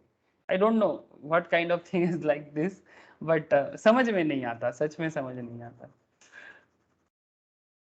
जो भी हो, अब जो होता है तो वो होता है, अब लीगल तो है डिवोर्स देके तो लीगल हो सकता है, no problem is that. Okay, तो जो भी हो, लीव अपार्ट का बात क्या है, नहीं है यहाँ पर। तो ऐसे केस में अमिताभ जी के हाथ में ही ये जया जी का जो इनकम हो रहा था वो अमिताभ जी पे ट्रांसफर हो जाएगा, ठीक है। अमिताभ जी कौन है? ट्रांसफरर, हाँ सर, ट्रांसफरर, अमिताभ जी के हाथ में ही आ जाएगा वापस। तो इस तरह से, और क्या माइनर इनकम देख लें। अच्छा, और एक है सर, और एक स्पाउस का और एक केस है, income arising to any person और AOPs from asset transfer, income arising to any person or association of persons from asset transferred without adequate consideration for the benefit of spouse। ये spouse के benefit के लिए transfer होता है, ठीक है। Spouse के बेनिफिट के लिए भी अगर कोई एसेट अमिताभ जी जया जी को ट्रांसफर कर रहा है और वो भी विदाउट एडिक्वेट कंसिडरेशन है, सेम केस है, ठीक है। चाहे कोई एओपी के कारण, मतलब एओपी मतलब एसोसिएशन पर्सन, कोई भी ट्रांसफर कर रहा है, income arising to any person और एसोसिएशन ऑफ पर्सन, किसी एक को भी हो सकता है या उनसे जुड़ा हुआ कोई एसोसिएशन है उनको हो रहा है, ठीक है। लेकिन जिनसे ट्रांसफर हो रहा है ठीक है, जैसे कि हमारे केस में अमिताभ बच्चन जी से ट्रांसफर हो रहा है, तो ये सेक्शन 64 सबसेक्शन 1 क्लॉज 7 उन्हीं के हाथ में टैक्सेबल करेगा इनकम को। ठीक है, तो ये मेनली स्पाउस से जुड़ा हुआ है, और ये क्लबिंग ऑफ इनकम प्रोविजंस में स्पाउस का खेल बहुत इंपॉर्टेंट माना जाता है, बिकॉज ये सबसे ज्यादा पॉपुलर कॉन्सेप्ट है हमारे सोसाइटी में। लेकिन माइनर का इनकम का क्या खेल है वो भी देख लेते हैं। Section 64 subsection 1A, section 64 subsection 1A। अब सेक्शन 64 सबसेक्शन 1A में क्या होता है, देखो, all income of A minor, ध्यान से सुनिए, all income of A minor is clubbed in the income of parent whose total income excluding minor's income is greater. Exemption of up to 1500 child of per child is available under section 10 subsection 32. Point to be noted sir, ठीक है। Normally minor का income क्या हो जाएगा sir, clubbed होगा, किसके income के साथ, पेरेंट के इनकम के साथ। सर अगेन हम लोग एग्जाम फॉर्म कर सकते हैं, अगेन अमिताभ बच्चन जी का एग्जाम्पल लेते हैं, लेकिन हम लोग थोड़ा सा 40 साल पहले चले जाएंगे। ठीक है, 40 साल पहले क्या होगा बोलो तो? अभिषेक छोटा होगा। अभिषेक बच्चन अभी कितना होगा, 45 आई थिंक, हाँ 45 प्लस हो जाएगा। ठीक है, तो 40 इयर्स बैक जा रहे हैं, और अभिषेक बच्चन AV, हाँ अभिषेक बच्चन क्या है, माइनर है, 40 इयर्स बैक। हाँ सर, मूवी में दिखाते हैं ना 20 साल बाद, 40 साल पीछे, तो हम लोग अभी 40 साल पीछे आ गए। तो अभिषेक क्या है, अभिषेक माइनर है। तो अभिषेक अगर माइनर है तो फिर अमिताभ बच्चन का, अभिषेक का अगर कुछ भी इनकम होता है, ठीक है, मान के चलते काफी टैलेंटेड है, ऐसे सबको पता है। ठीक है, तो अभिषेक जी, ऐसे मुझे अच्छा लगता है अभिषेक जी का मूवी, सीरियसली, बहुत लोग पसंद नहीं करते, मुझे अच्छा लगता है। स्पेशली मेरे को अभिषेक जी का गुरु मूवी बहुत अच्छा लगा। ठीक है, गुरु पिक्चर जो एक्चुअली वो धीरूभाई अंबानी का जो रोल प्ले किया है, मुझे बहुत अच्छा लगा। और रिसेंटली ये वाला मूवी भी बहुत अच्छा किया, बिग बुल, सीरियसली अच्छा किया, एकदम अच्छा किया। मैं बिल्कुल ये मैं मानूंगा, बहुत लोग उनको क्रिटिसाइज करते हैं कि, लेकिन मैं मानता हूँ कि उन पे दम है। वो अलग बात कि स्पेक्टेटर्स का जो है वो उनको पसंद नहीं करते हैं उतना, बट है, दम है। तो अभिषेक बच्चन जो भी इनकम करेगा वो नॉर्मली अमिताभ बच्चन के इनकम के साथ ऐड होगा। लेकिन यहाँ पर एक बात है, parent whose total income excluding minor's income is greater. मतलब मानो कि अमिताभ बच्चन, जया बच्चन, थोड़ा फिर से जया जी को हाउसवाइफ नहीं, अभी क्या मानेंगे, एक्ट्रेस मानेंगे, है सर? जया जी को भी एक्ट्रेस मान लेते हैं। ऐसे जया जी जब बच्चन नहीं थे, जया भादुड़ी के हिसाब से काम करते थे, मेरा ही टाइटल है सर। ठीक है, जया भादुड़ी। तो मैं तो बचपन में तो सबको बोलता, तो जया भादुड़ी मेरा रिलेशन में कोई लगता है, ऐसा बोलता था, मुझे पता नहीं था, बस ये टाइटल मैच करता था। तो जया भादुड़ी जब एज एन एक्ट्रेस काम करते थे, तो उस 40 साल पहले आ गए ना सर, तो काफी फेमस एक्ट्रेस है सर, मतलब स्पेशल रोल करते थे जया भादुड़ी। तो जया भादुड़ी अमिताभ बच्चन दोनों काम करते थे, तो वो देखना पड़ेगा कि उस टाइम पे किसका इनकम ज्यादा था। ठीक है, ऐसे अमिताभ बच्चन से पहले जया भादुड़ी बहुत अच्छा फेमस हुआ था, बहुत ज्यादा फेमस हुआ था एज एन एक्ट्रेस, लेकिन बाद में ऑब्वियसली। तो कहने का मतलब है जिनका इनकम ज्यादा होगा, अभिषेक का इनकम को एक्सक्लूड करने के बाद उनके इनकम के साथ जोड़ दिया जाएगा। अगर जया जी का इनकम ज्यादा होगा तो जया जी के इनकम पे जोड़ा जाएगा, अगर अमिताभ जी का इनकम ज्यादा होगा उनके इनकम पे जोड़ा जाएगा, एक्सक्लूडिंग माइनस इनकम, मतलब अभिषेक का इनकम को माइनस करने के बाद। एग्जेम्पशन भी एक मिलता है, अप टू 1500 पर चाइल्ड साल में। ठीक है, साल में 1500 पर चाइल्ड आप एग्जाम ले सकते हो, जो नहीं जोड़ा जाएगा पेरेंट की इनकम के साथ। और ये जो सेक्शन है, ये सेक्शन 10 सबसेक्शन 32, ये सेक्शन 10 का एरिया जो नॉर्मली एग्रीकल्चर इनकम और income which do not form part of total income, ठीक है, उसके अंदर इसका डिटेल्स बोला जाता है। बट डोंट वरी, यहाँ पर फिर से देख लो, सेक्शन 10 सबसेक्शन 32 आपको ये मौका देता है कि 1500 तक पर चाइल्ड के लिए आपका इनकम, मतलब पेरेंट्स के इनकम के साथ नहीं जोड़ा जाएगा। 15 से ऊपर होगा तो फिर वो जोड़ा जाएगा। ठीक है, अप टू 1500 तक क्या है, अप टू 1500 तक एग्जेम्प्टेड है। बोलो सर, बोलो, समझ आया यहाँ तक खेल? यस सबको क्लियर है सर? कोई डाउट, कोई हाँ सवाल? सर, तो सही से बोलो बोलो। স্যার সেই ক্ষেত্রে ধরুন স্যার যদি একজন মানে ঘরে একটা মেম্বার যদি ইনকাম করে তাহলে সেই ক্ষেত্রে তো সেটা ঘরে এই মেম্বার মানে পার্সোনাল ওই পার্টিকুলার মেম্বারটার উপরে ইনকাম ট্যাক্সে চার্জ হবে हाँ যদি জন না ऑब्वियसली हाँ यस यस आई अंडरस्टैंड। चल तेरा बात समझ गया मैं। अभिषेक बच्चन सॉरी अमिताभ बच्चन एंड जया बच्चन, मैं यहाँ पर दोनों को लिया था क्योंकि दोनों प्रोफेशनल थे। अगर मानो कि जया बच्चन जी हाउस वाइफ है, ठीक है, तो फिर नो प्रॉब्लम, जैसे कि जया बच्चन जी आजकल हाउस वाइफ ही है, ठीक है, अमिताभ बच्चन जी अभी भी काम करते हैं और अभिषेक मानो माइनर है, ठीक है। तो अगर अभिषेक का इनकम है और वो जया जी हाउस वाइफ है तो जया जी के नाम पे कुछ नहीं आएगा, तब अमिताभ बच्चन जी के इनकम के साथ ही ऐड होगा और 1500 तक पर चाइल्ड वो एग्जेम्प्टेड होगा। समझ गया संपत? হ্যাঁ স্যার बस सही है, जो इनकम करेगा जिसका इनकम टैक्स फाइल होगा उन्हीं के साथ होगा ना, जिसका इनकम टैक्स फाइल नहीं। जैसे normally house wife income tax file करता है क्या? नॉर्मली नॉर्मली না मैं স্যার बात कर रहा हूँ, normally house wife income tax file नहीं करते हैं, लेकिन आजकल हाउस वाइफ भी इनकम टैक्स फाइल इसलिए कर देते हैं, वही तो है इनकम टैक्स फाइल करके क्या दिखाना चाहते हैं, वो लोन वगैरह पाने में हेल्प होता है सर, ठीक है।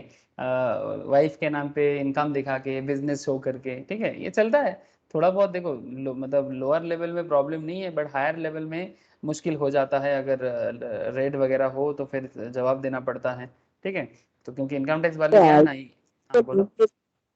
আইডি ফাইল দেখি স্যার লোনের হেল্পটা কি করে আছে স্যার एक ही बात है, लोन किसको दिया जाता है? जिसका इनकम हो उसी को लोन मिलेगा ना, तुम्हारा इनकम नहीं है तुमको लोन दे देंगे क्या? হাউস ওয়াইফের ক্ষেত্রে স্যার লোন পাস করানো হয় সেটা স্যার একটা আলাদা অন্য ব্যাপার না স্যার हाउस वाइफ को लोन थोड़ी ना देगा, लेकिन हाउस वाइफ अगर आईटी फाइल है, ठीक है, ইনকামটা तो দেখাচ্ছে স্যার তার আন্ডার हाँ যেটা हाँ, तो হচ্ছে वो एक्चुअली वही प्रॉब्लम है ना। वो हस्बैंड क्या करते हैं, मानो कि उनका हस्बैंड कोई बिजनेस कर लिया, ठीक है, तो हस्बैंड बिजनेस क्या है अपने वाइफ के नाम पे शो कर दिया। समझ रहे बात? हस्बैंड का कोई बिजनेस হ্যাঁ है স্যার जो हस्बैंड के नाम पे नहीं है, हस्बैंड मानो जॉब करते हैं, ऐसे मेरे जानकार में बहुत लोग हैं। मेरा एक भैया है वो जॉब करते हैं, स्कूल में टीचर है, ठीक है, वो स्कूल टीचर है और अपने बीवी के नाम पे बिजनेस बना दिया। इवन और एक रिलेशन में है, हस्बैंड वाइफ दोनों टीचर है, ठीक है, तो फिर वो क्या किया, अपने दोस्त के नाम पे बिजनेस बना दिया, दोस्त के बीवी के नाम पे बिजनेस बना दिया। अब कोई बोलेगा सर दोस्त का बीवी अगर छीन लेगा तो नहीं, नहीं कर सकता, क्योंकि पूंजी तो इनके हाथ में है ना, जो टीचर हस्बैंड वाइफ है इनके हाथ में। तो करता है आजकल, ठीक है, तो वाइफ के नाम पे बिजनेस शो करके, ठीक है, भले ही वो बिजनेस नहीं संभालता है, लेकिन थोड़ी ना इतना डिटेल्स इनकम टैक्स वाले देखने आएगा हमेशा, हाँ सर, और इतना जानकारी लेके करे क्या करेगा, पागल है क्या? तो नॉर्मल ये सब नॉर्मल लेवल में, मिडिल क्लास लेवल में प्रॉब्लम नहीं करता है, तो हाउस वाइफ के नाम पे आईटी फाइल कर दो, ठीक है।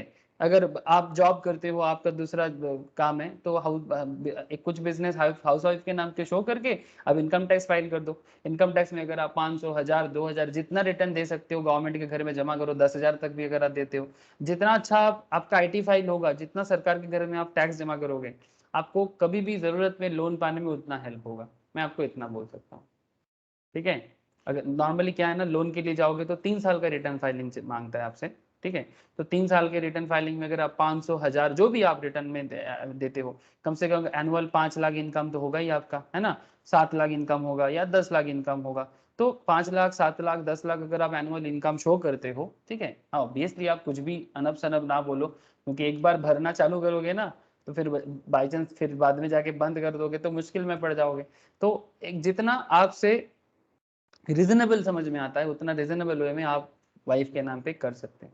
बहुत लोग करते हैं सर, हाउस वाइफ के नाम पे रिटर्न फाइल करके फिर बैंक लोन वगैरह पाने में हेल्प होता है सर, क्योंकि बैंक क्या देखता है, पेपर से तो देखता है ना, पेपर्स देखता है, और बहुत बड़ा रकम हो तो फिर वो बहुत सारा बात करता है। ऐसे नॉर्मल 10-20 लाख में भी बैंक सवाल पूछते हैं, ऐसा बात नहीं है। समझ गया रे संपत? बोल। হ্যাঁ স্যার कभी भी किसी के लिए कोई लोन के चक्कर में बैंक के पीछे 2 दिन भागने से समझ में आ जाएगा तेरे को कि ये क्या क्या जरूरी हो হয়েছে सकता है। স্যার हाँ স্যার হয়েছে স্যার হয়েছে वैसे স্যার वैसे আমার মামা ক্ষেত্রে স্যার দেখেছিলাম ব্যাংক থেকে স্যার বাড়িতে প্রায় 3-4 বার এসে ধর্ণা দিয়ে গেছিল স্যার वही तो, नॉर्मली लोन लेने जाओगे ना, ये प्रोसेस है उनका, वो भी क्या करेगा, क्योंकि लोग लोन लेके फिर भाग जाते हैं, डिफॉल्ट हो जाते हैं, बैड डिप्ट कर लेते हैं। बैंक का बिजनेस है भाई, बैंक पब्लिक का पैसा लेके ही तो बिजनेस करते हैं, तो वो लोग चेक करेगा, क्यों नहीं चेक करेगा, 10 बार क्यों, লোন 20 দেওয়ার बार भी সময় चेक। স্যার লোন দেওয়ার সময় এমন এত এত কাগজে সই করা স্যার দেখে স্যার মাথা খারাপ হয়ে গেছিল। हाँ तो साइन तो करेगा কি क्योंकि বলতো স্যার বহুত পেপার দিয়েছিল স্যার, প্রায় একটা মোটা বই তৈরি হয়ে গেছিল মনে হয়, পেপারটা হয়ে গেছিল। नहीं नहीं वो तो प्रोसेस तो है, करेगा क्यों नहीं करेगा। अच्छा इसका एक एक्सेप्शन है सर, देखो इसका एक एक्सेप्शन है 64 सबसेक्शन 1A का, 64 सबसेक्शन 1A का एक एक्सेप्शन है।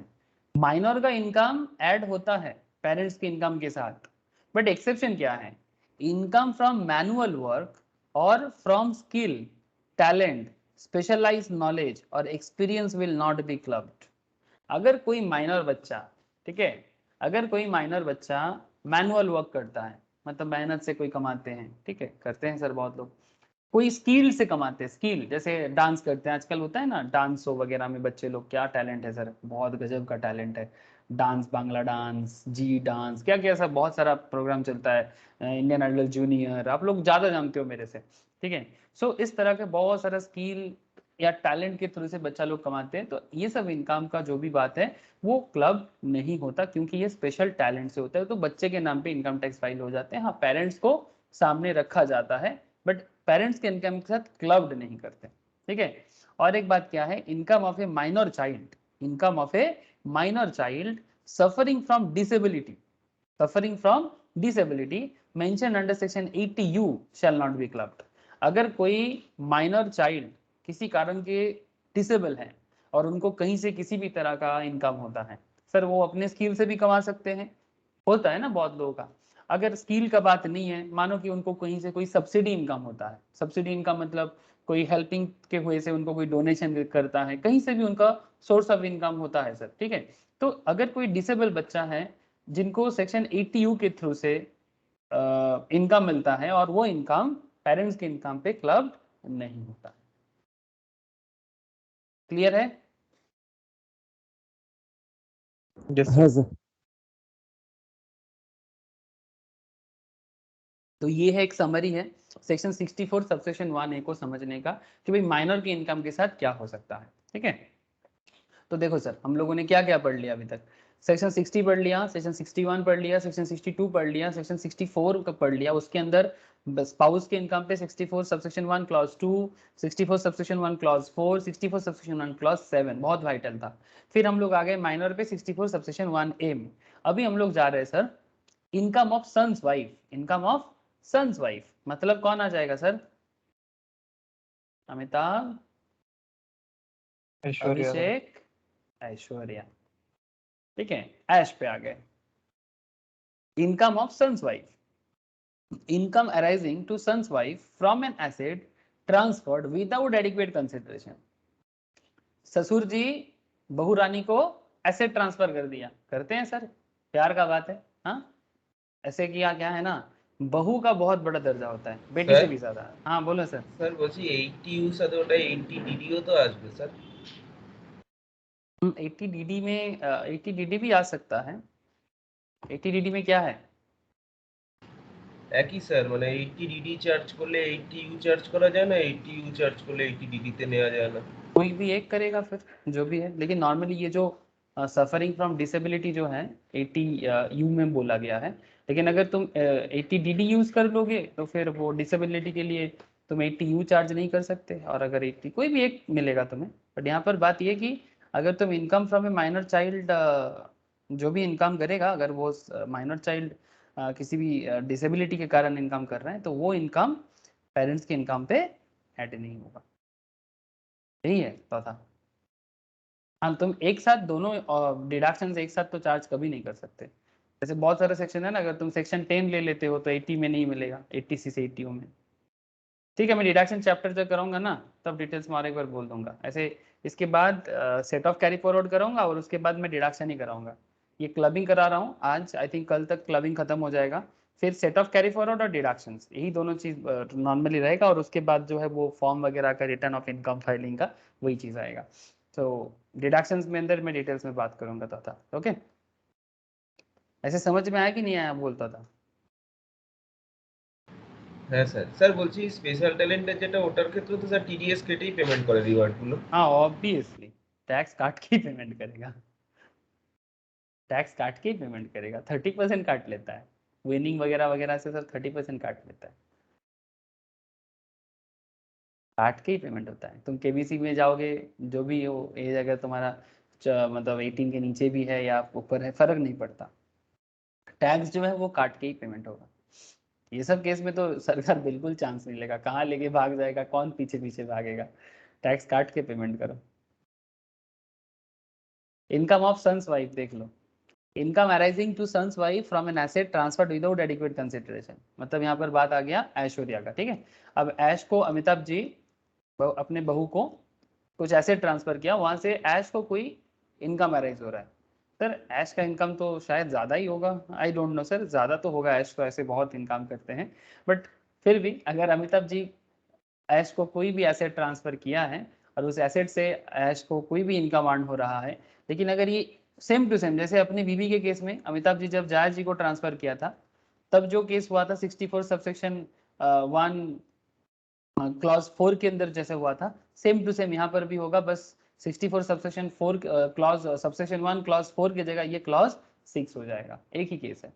Same to same income arising to any persons और association of persons from asset transfer without adequate consideration for the benefit of son's wife, अगर किसी भी तरह का बेनिफिट के लिए सन्स वाइफ को कोई भी एसेट ट्रांसफर हुआ है और उस एसेट से इनकम अराइज हो रहा है, जो ऐश्वर्या को या फिर ऐश्वर्या के हिसाब से कोई एसोसिएशन ऑफ पर्सन्स को किसी भी तरह का हेल्प मिलता है, ठीक है, वो इनकम अगेन अमिताभ बच्चन के इनकम पे ऐड होगा। इसका मेन रीजन नहीं है बिकॉज एसेट जो ट्रांसफर हुआ है ये विदाउट एडिक्वेट कंसिडरेशन हुआ है, point to be noted sir, हाँ, विदाउट एडिक्वेट कंसिडरेशन। 50 लाख का एसेट है, आप 10 लाख पे दे दिए, ठीक है, या फिर फ्री में दे दिए, गिफ्ट कर दिए वगैरह वगैरह, ठीक है, तो एसेट अगर आपका है तो फिर इनकम भी आपका ही होगा, मतलब अमिताभ जी का होगा, ट्रांसफरर का होगा, बात यही है सर, ठीक है। ये एडिक्वेट कंसिडरेशन नहीं होना, यही सबसे बड़ा रीजन यहाँ पर हो रहा है। अच्छा, in case of an transfer of an house property to spouse without adequate consideration, transferor will be deemed as owner of such property as per section 27 subsection 1।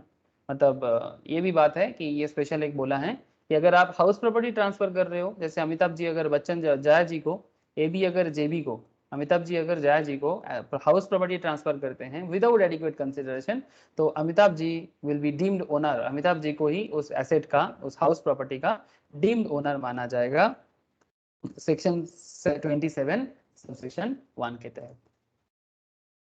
Okay, बोलो सर, एक आइडिया तो आ गया होगा क्लबिंग का,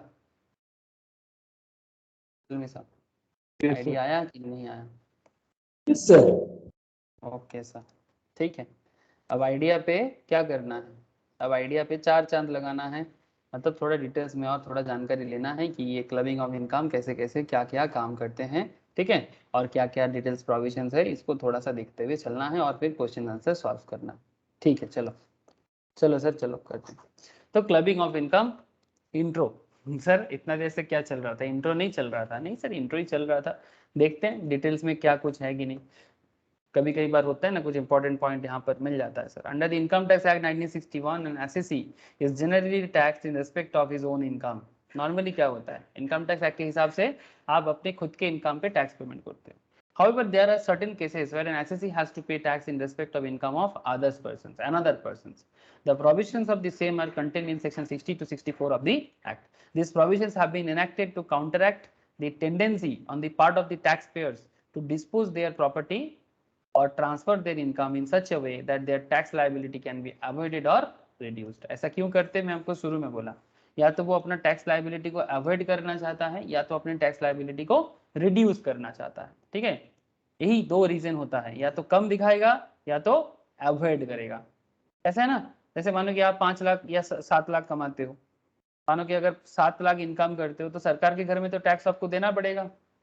हाँ sir, कितना देना पड़ेगा देखो तो एक बार, अप टू 2.5 लाख तक नील, 2.5 टू 5 लाख, इसमें आपका 12,500 का आ जाएगा, मैं फटाफट कर रहा हूँ। Greater than 5 lakh to 7 lakh कितना हो जाएगा, 2 लाख पे 20%, कितना होता है 2 लाख का 20%?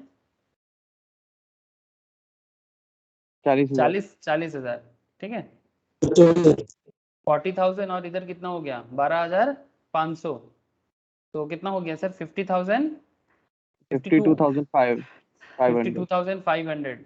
सर अगर आप 7 लाख इनकम करते हो ना एनुअली, तो मैं without any taking any deduction, किसी भी तरह का डिडक्शन मैंने नहीं लिया, कोई बात नहीं, जब होगा तब ले लेना आप लोग, 52,500 आपको घर सरकार के घर में देना पड़ेगा। Now point to be noted sir, अगर ही 7 लाख किसी ने बदमाशी करके मिस्टर एक्स और एक तरफ मिसेस एक्स, ठीक है, तो ये दोनों को 3.5 करके अगर ट्रांसफर कर दिया तो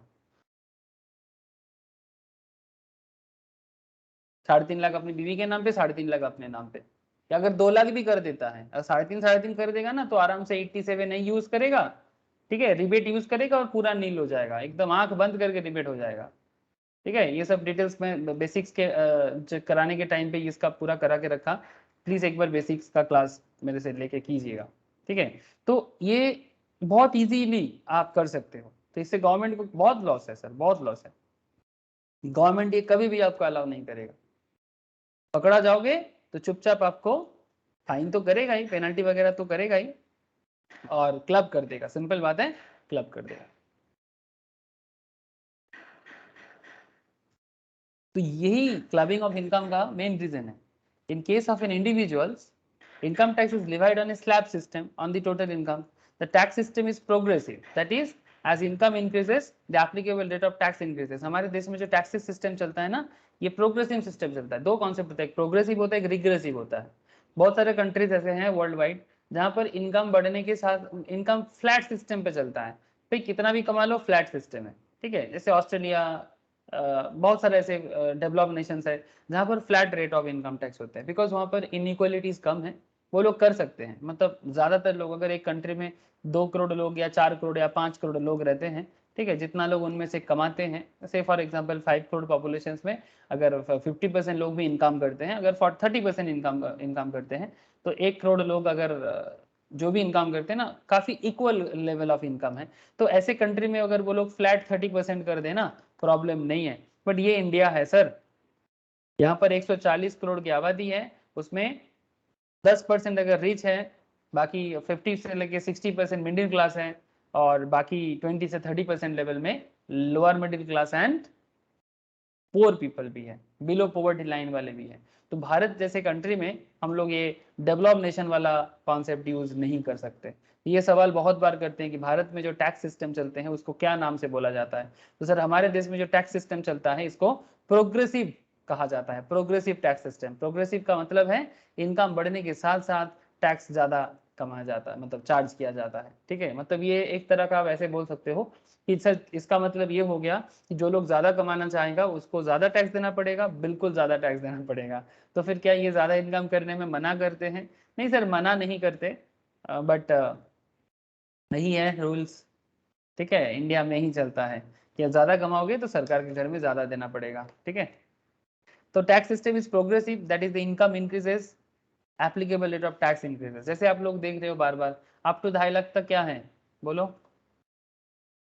अप टू 2.5 लाख तक nil, greater than 2.5 to 5 lakh 5%, 5%, greater than 5 lakh to 10 lakh 20%, 20%, greater than 10 lakh 30%, 30%, greater than 50 lakh surcharge कोई रेट लगेगा। नहीं है, सारचार्ज लगना चालू हो जाएगा 1 करोड़ के बाद, ठीक है। Surcharge 10% surcharge, 15% surcharge, maximum Bharat में 42% के आसपास का टैक्स रेट लग जाता है इनकम टैक्स में, सारचार्ज वगैरह मिला के, ठीक है। अब उतना डिटेल्स में नहीं जाते, बस आपको ये सब भी बेसिक्स के अंदर मैंने डिस्कस करके रखा कि मैक्सिमम कितना रेट ऑफ टैक्स, कब कब कितना सारचार्ज लग सकता है, सारचार्ज करने में क्या रिलीफ मिलता है, ठीक है, मार्जिनल रिलीफ का कॉन्सेप्ट है, ये सब वहां पर मैं आप लोगों को कैलकुलेशन करके बताता रहता हूँ। सो यहाँ पर खेल यही है कि ये जो प्रोग्रेसिव है, that is income increases, applicable rate of tax increases, some taxpayers in the higher income bracket have a tendency to divert some portion of their income to their spouse. Normally ये देखा जाता है जो higher income bracket वाले हैं, ठीक है, जैसे कि 50 लाख एंड अबव, ठीक है, तो अगर किसी का मानो 50 लाख का इनकम है, जस्ट ट्राई टू अंडरस्टैंड, 50 से ज्यादा है, ग्रेटर देन 50 लाख, वो अगर अपना इनकम का 10 लाख भी अपने स्पाउस के नाम पे ट्रांसफर करता है, तो फिर उसका सारचार्ज बच जाएगा, क्या बोलते हो? 50 लाख इनकम करने वाले सरकार के घर में Yes, extra sir. 10% surcharge provide करते हैं, 10% 15% अलग अलग रेट है सरचार्ज का। लेकिन अगर वो अपने इनकम का 10 लाख भी अपने स्पाउस पे ट्रांसफर कर देता है और अपने वाइफ के नाम पे इनकम को शो करते हैं या चार्ज करवाते हैं तो ऑटोमेटिकली उसका सरचार्ज बच जाएगा। तो ये देखा जाता है हमारे देश में जो हायर इनकम ब्रैकेट वाले हैं इनके अंदर ये टेंडेंसी देखा जाता है to divert some portion of their income to their spouse, minor child etcetera. Minor child पे भी ट्रांसफर कर देते हैं to minimize their tax burden. In order to prevent such tax avoidance, इस तरह का टैक्स अवॉइडेंस को बचाने के लिए clubbing provisions have been incorporated in the act, under which income arising to certain persons like spouse, minor child, etc. have to be included in the income of the person who has diverted his income। जिसने income divert किया for the purpose of computing tax liability, उन्हीं के हाथ में वापस क्या कर दिया जाएगा, जोड़ दिया जाएगा। मतलब इट्स लाइक अ बूमेरंग। बूमेरंग जानते हो बूमेरंग क्या होता है? ऐसे एक तरह का एक गेम भी खेला जाता है बूमेरंग का, मतलब एक ऐसे डिश एक तरह का एक ऐसा क्या बोलते हो डिस्क टाइप का, ठीक है। अब ऐसे फेंकोगे, क्या बोलते हैं उसको, बूमेरंग ही तो बोलता है। अब ऐसे फेंकोगे तो वापस आपके पास ही आ जाएगा। हाँ, देखा आप लोगों ने कभी? आई थिंक बूमेरंग ही बोलते हैं। क्या स्पेलिंग है बूमेरंग का पता नहीं।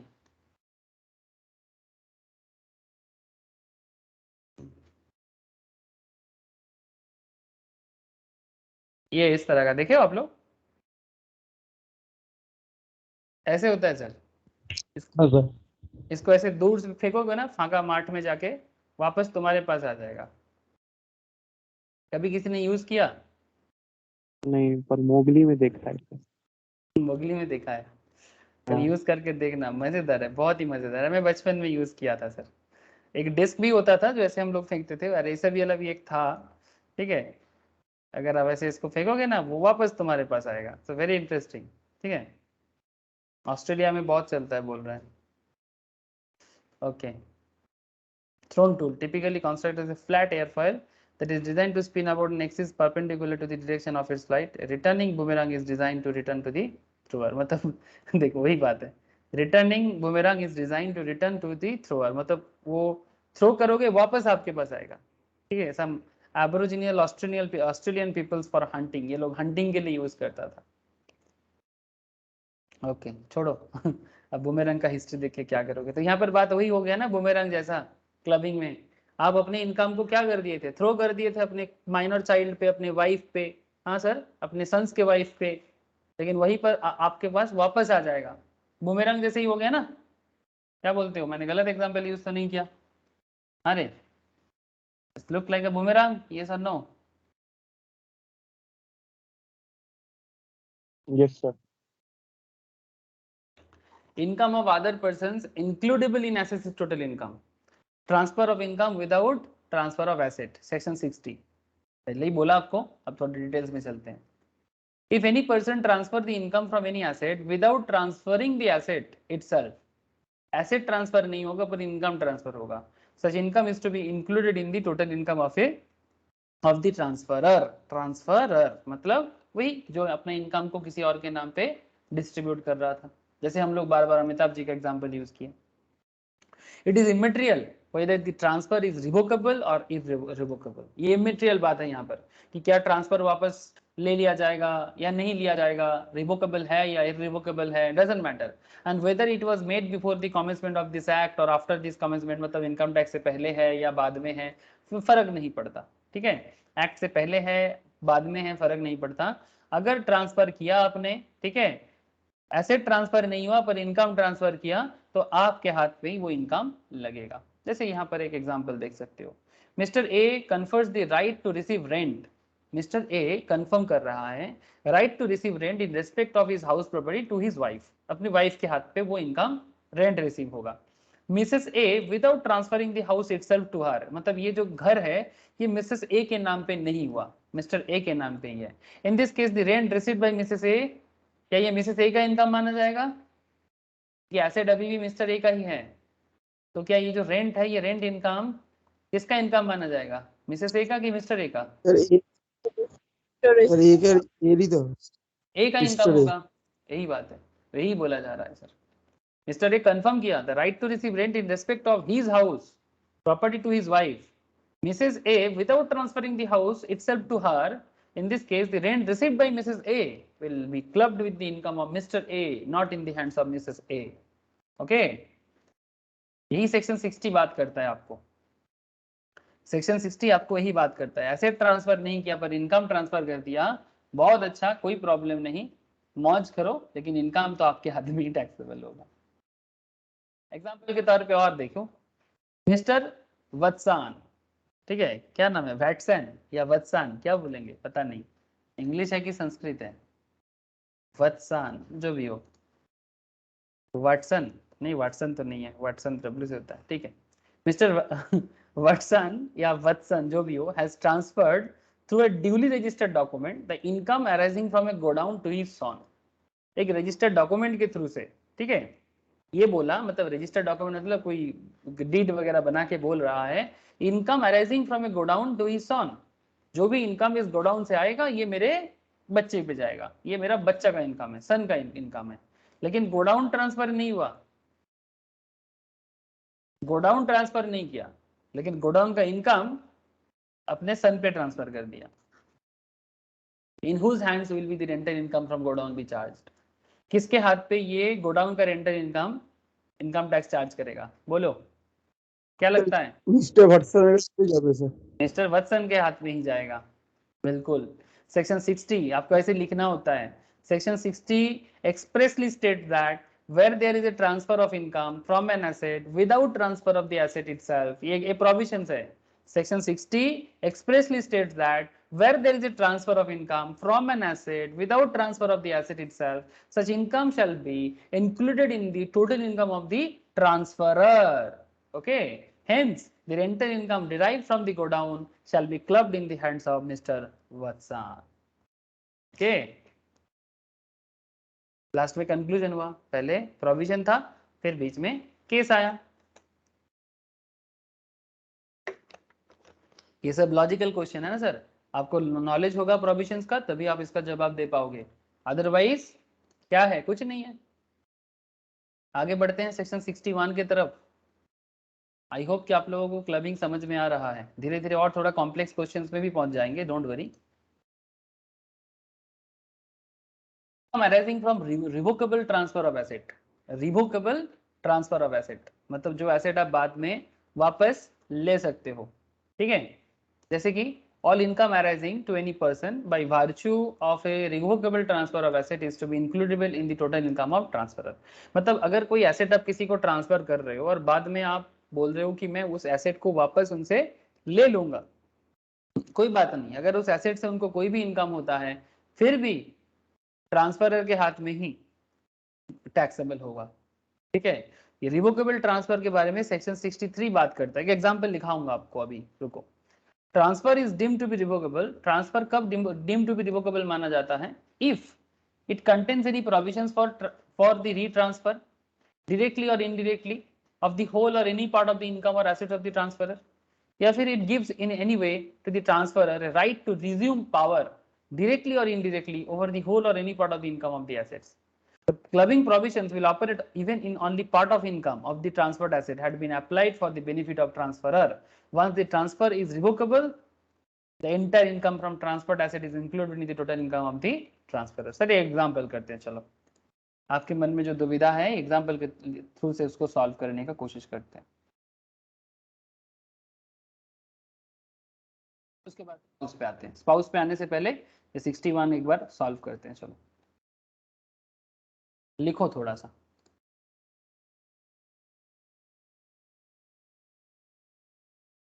सर पेन पेपर ले लो, लिखना पड़ेगा थोड़ा सा. ले लिए क्या, बताइएगा सर. पेन एंड पेपर मतलब कॉपी पेन रेडी है? Yes sir. ओके चलो थोड़ा सा मेहनत करो.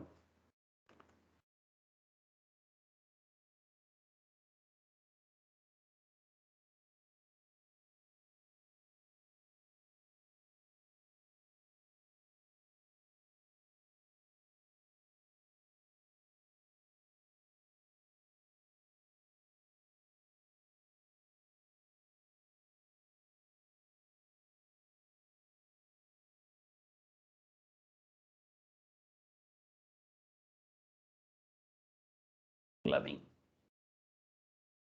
सेक्शन 61 लिखो सर।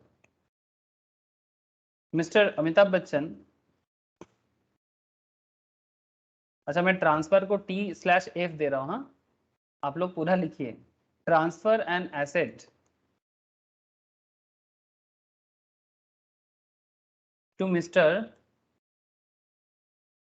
SRK, शाहरुख खान को दिया, ठीक है सर। शाहरुख खान कहाँ से आ गया, अरे दे रहे हैं ठीक है। एज ऑन 27 जुलाई 2020 2021, ठीक है 2021,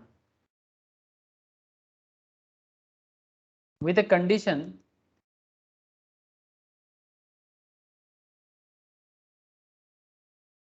a condition that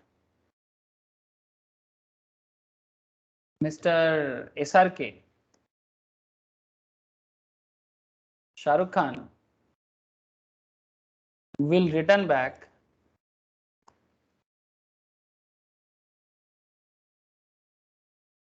Shahrukh Khan will return back 20% of income from such asset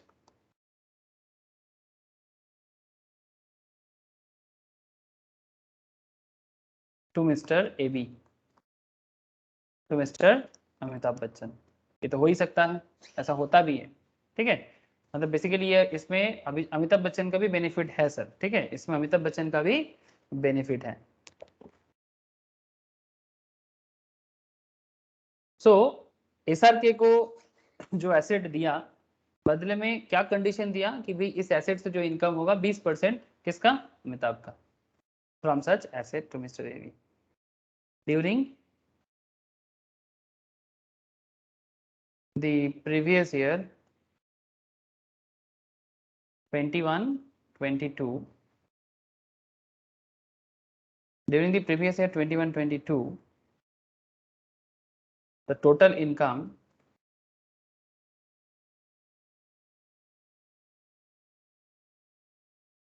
from such asset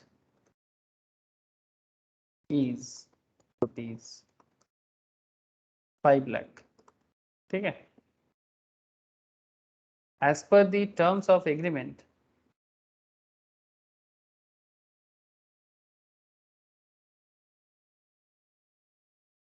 as per the terms of agreement,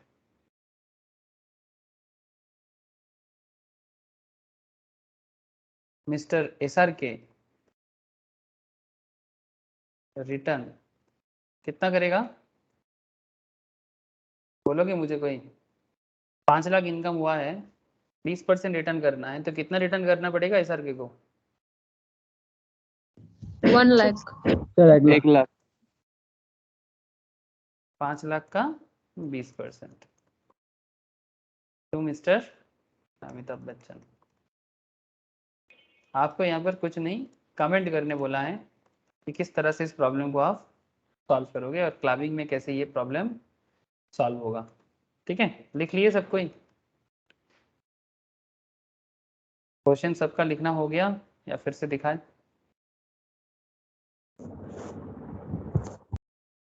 हो गया सर। ठीक है, तो इसका आंसर कैसे होगा? तो आपको क्या लिखना है, सबसे पहले तो प्रोविजंस लिखो। As per the section 61, if a person transferer, ठीक है, if a person transfer, ठीक है, अब लिखिएगा transfer an asset to another person,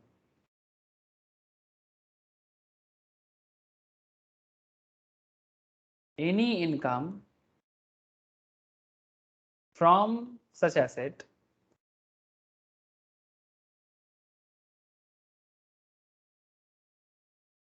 will be, अच्छा एक चीज लिखना भूल गया, 61, if a person transfer an asset to another person, यहाँ पे लिखिए सर एक बात, जो इंपॉर्टेंट बात है लिखना भूल गया, which is revocable in nature, है ना, which is revocable in nature, मतलब ये जो एसेट अमिताभ जी दिया है बदले में वो भी तो ले रहा है ना एसेट से, which is revocable in nature, ये बहुत इंपॉर्टेंट बात है, revocable, okay, revocable in nature, please point two be included, हाँ, ये पॉइंट इंक्लूड जरूर कीजिए, which is revocable in nature, any income from such asset will be clubbed, will be clubbed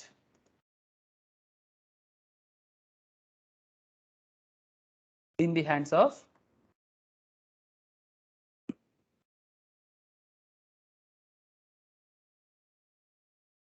किसके हाथ में होगा, मिस्टर एबी। अमिताभ बच्चन।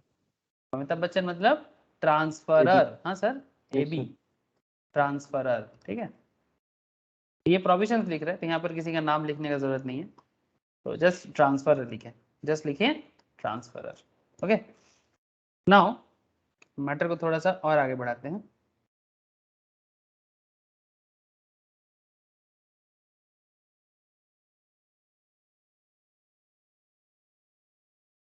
लिखिए sir, as per section 63 a transferor is treated as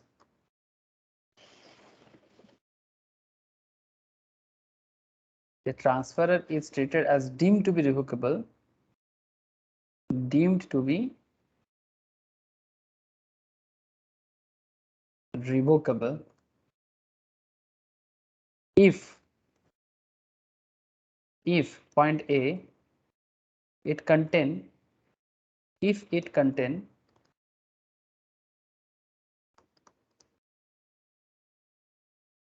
a provisions to retransfer, जैसे कि यहाँ पर SRK कर रहा है, retransfer डायरेक्टली करें या इनडायरेक्टली करें, डायरेक्टली और इनडायरेक्टली,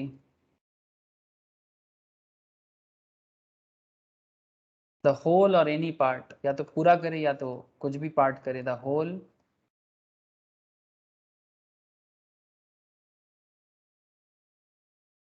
और एनी पार्ट, होल और any part of the income or asset, of the income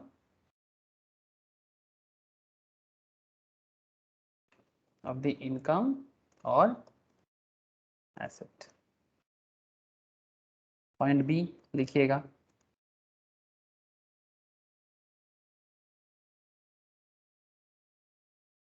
it gives anyway the transferor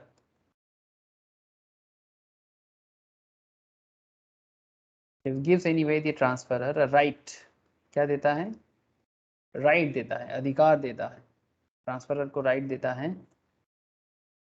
right to रीअज्यूम, right to रीअज्यूम, फिर से पावर देना, रीअज्यूम पावर, वापस ले लेना, ओवर दी होल और एनी पार्ट ऑफ इनकम और asset.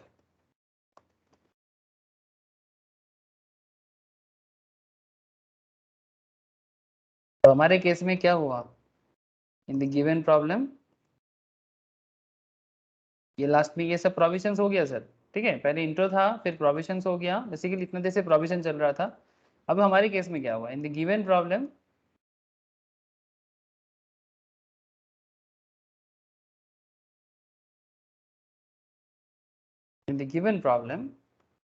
Mister Amitabh Bachchan, Mr AB कौन है, ट्रांसफर किया एन एसेट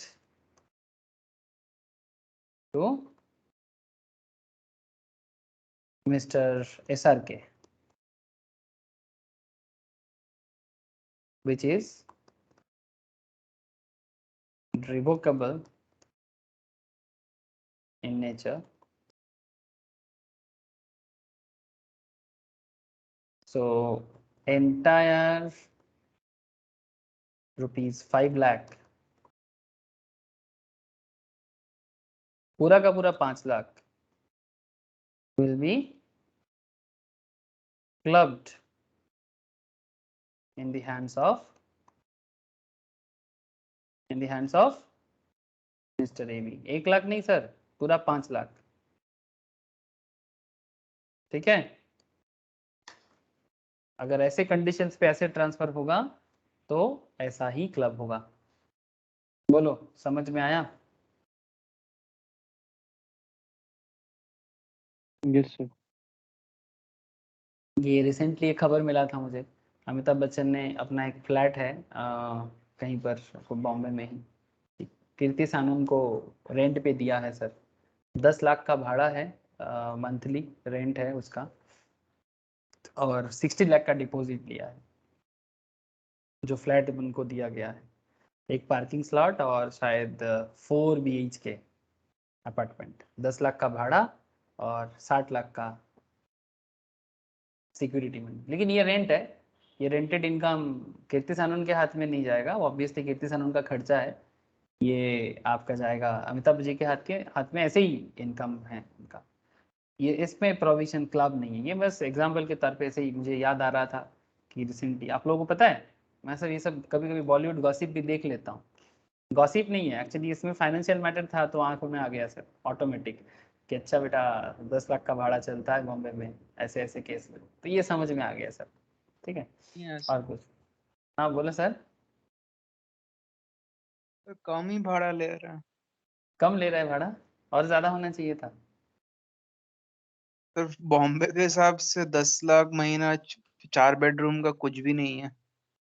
अब पे झोपड़ी 40 और 70 लाख का मिलता है। झोपड़ी भी 70 लाख का मिलता है? चौल चौल जो बोलते हैं तुम जिसको बोल रहे हाँ सर, उसी का बात कर रहा हूँ। हो, वो नाला सोपारा साइड में। हाँ सर, वही रेट है बॉम्बे का, क्यों है पता नहीं। नहीं बॉम्बे में कोई रेट logic इसलिए वो नहीं, लॉजिक और कुछ नहीं, डिमांड सप्लाई का खेल है। छोटा सा जगह है, 6-7 आइलैंड है और ज़्यादा तो कुछ है नहीं।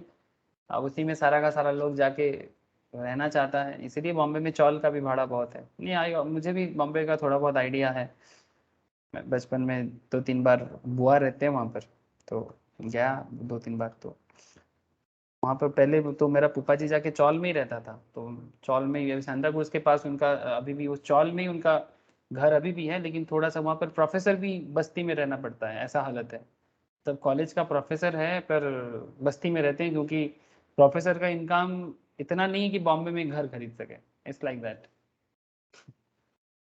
मतलब ऑब्वियसली, मतलब कोलकाता जैसे शहर सबके लिए है, इसीलिए सिटी ऑफ जॉय है, बट बॉम्बे सीरियसली वो बहुत ज़्यादा, बहुत लोगों के पास, जिनके पास भी बहुत पैसा है ना, सब प्रॉपर्टी ले लिया बॉम्बे का।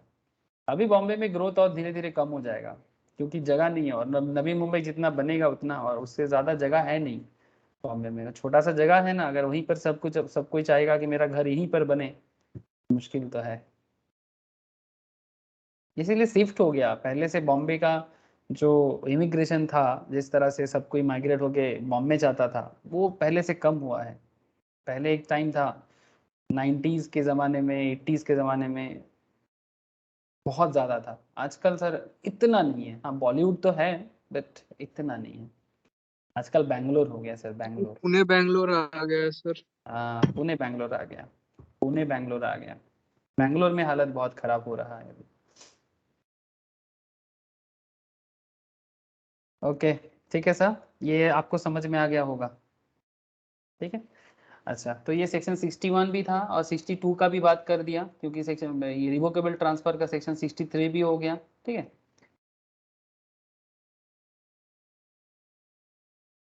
ये वाला देख लो अभी। স্যার हाँ এইটা তো बोल। স্যার এই ডিসকাশন টাইপ হলো, যে প্রভিশন দিয়ে সবকিছু লিখতে হলো।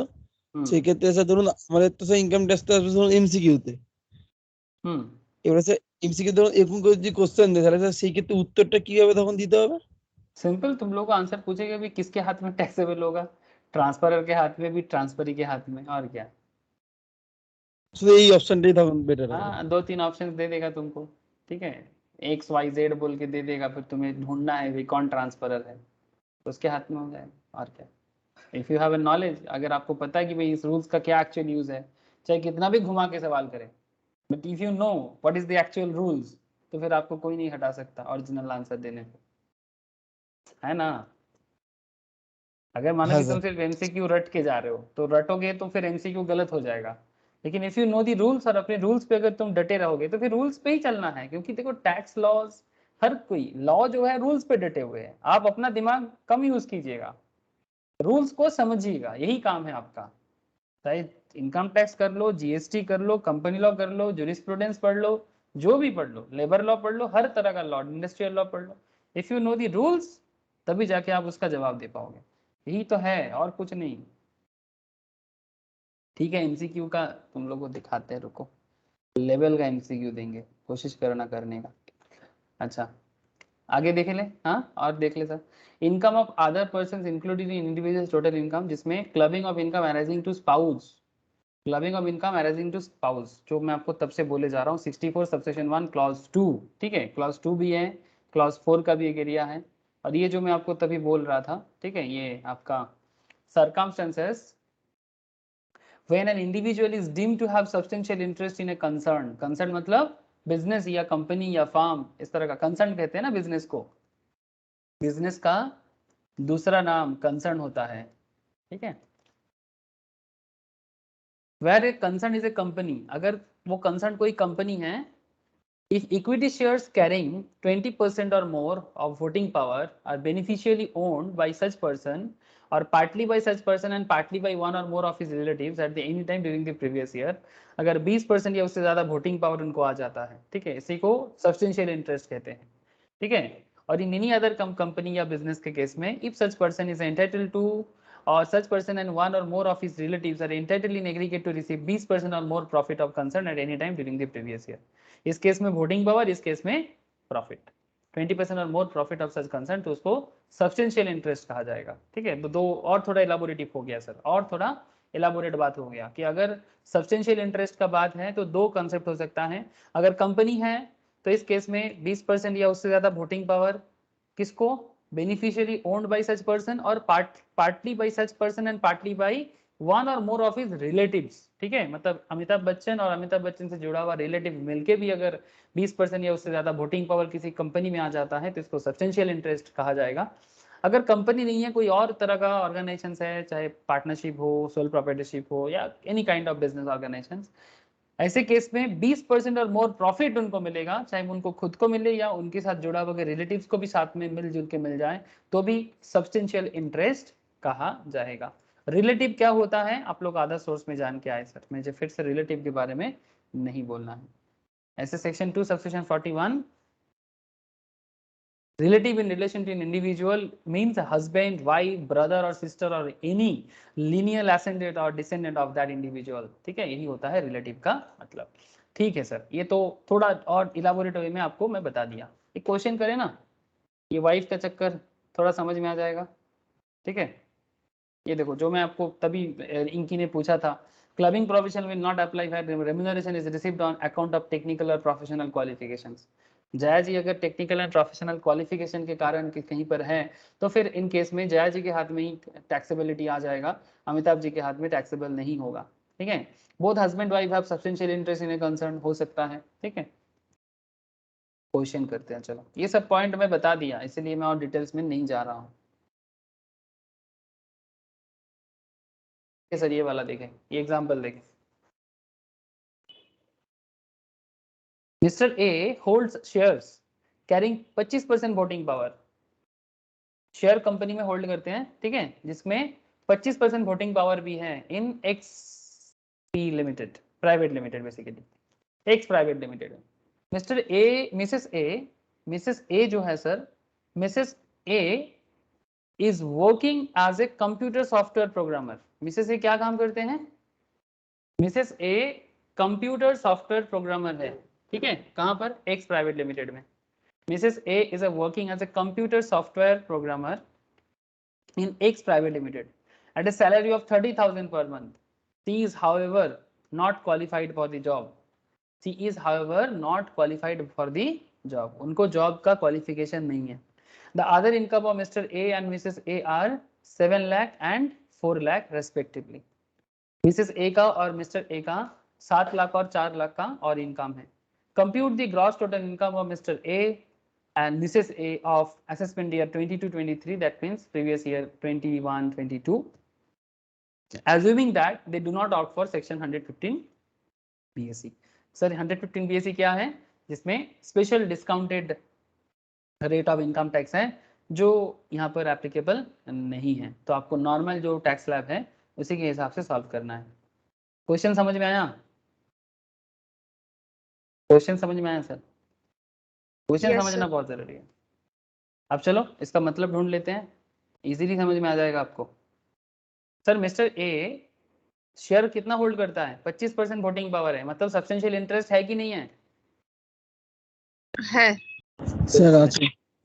His wife is working in the same company but without any professional qualification for the same, मतलब उस काम के लिए जो प्रोफेशनल क्वालिफिकेशन होना चाहिए वो नहीं है उनके पास. Thus, by virtue of the clubbing provision of the act, the salary received by Mrs. A from X Private Limited will be clubbed in the hands of Mr. A. तो जो भी salary Mrs A के हाथ में आएगा वो mister A के हाथ में टैक्सेबल हो जाएगा. तो सबसे पहले आप कंप्यूट कर लो gross total income of Mr A. ठीक है, क्योंकि ये जो मिसेस ए का इनकम है ये बेसिकली कोई मतलब नहीं है यहाँ पर. तो salary receive by Mrs A जो 30,000 करके मिलता है उनको 3,60,000, ये एक्चुअली मिस्टर ए के इनकम के साथ जुड़ जाएगा. लेकिन सर सैलरी इनकम पे डिडक्शंस भी होता है, तो ये सैलरी चैप्टर में पढ़ाया जाता है. सेक्शन 16 सबसेक्शन 1 में स्टैंडर्ड डिडक्शंस.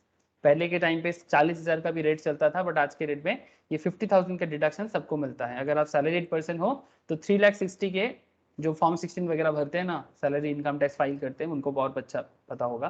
3,60,000 इनकम हुआ है. स्टैंडर्ड डिडक्शन 16 सबसेक्शन 1A में 50,000 का आपको डिडक्शन मिलेगा. बिल्कुल ले लो, सरकार दे रहा है हाथ भर के.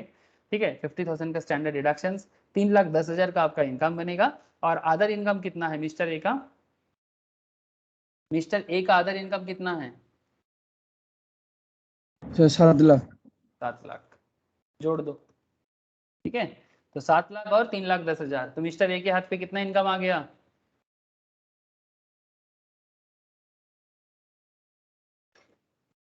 ₹10,10,000. ये हुआ है ना, ये हुआ क्लबिंग. क्लियर है बात? बोलो सर. ये हुआ क्लबिंग, बोलो क्लियर हुआ कि नहीं?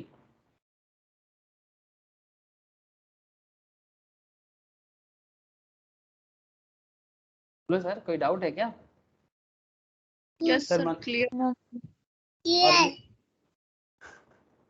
इसके घर में बच्चा बोल रहा है. ओके. 4 लाख देखो सर, ये 4 लाख जो मिसेस ए के हाथ में था, ये 4 लाख जो मिसेस ए के हाथ में था, ये 4 लाख क्या है? ये 4 लाख मिसेस ए के हाथ में टैक्सेबल होगा, इसका क्लबिंग नहीं होगा. ये इंडिविजुअल इनकम है मिसेस ए का. ठीक है, वो मिसेस ए अपने से भरेगा, नो प्रॉब्लम. यहाँ पर एक सवाल है. सवाल ये है, क्या आपका जवाब बदल जाता अगर मिसेस ए के पास में क्वालिफाइड जॉब होता? तो अगर ये जो जॉब मिसेस ए कर रहे थे, अगर ये क्वालिफिकेशन के साथ करता तो अगर बदल जाता सर, तब उसको क्यों देता? वो अपने पास ही पैसा रख लेता. ठीक है, तब वो मिस्टर ए के हाथ में क्लब नहीं होता. Very good sir. If Mrs A possess professional qualification for the job then the clubbing provision shall not be applicable. तब जीटीआई क्या हो जाता? मिस्टर ए के हाथ में 7 लाख था, 7 लाख ही रहेगा. 7 लाख मिस्टर ए का 7 लाख ही रह जाएगा, बल्कि मिसेस ए का टैक्सेबिलिटी चेंज हो जाता. सैलरी रिसीव्ड बाय मिसेस ए 30,000 करके 12 महीने का, उससे 50,000 का स्टैंडर्ड डिडक्शन दे देते, प्लस 4 लाख ऐड करते. तो 30,000 करके 12 महीने का माइनस 50,000 करके 3,10,000 और 4 लाख जो था, तो कुल मिला के 4 लाख और 3,10,000. ठीक है, तो होता 7,10,000. ये मिसेस ए के हाथ में टैक्सेबल होता. इसमें क्लबिंग हुआ क्या? ना सर. No clubbing sir. ठीक है, ऐसा सिनेरियो होता है सर, रियल लाइफ में ऐसे सिनेरियो हो सकता है. ये बहुत अच्छा कॉन्सेप्ट है.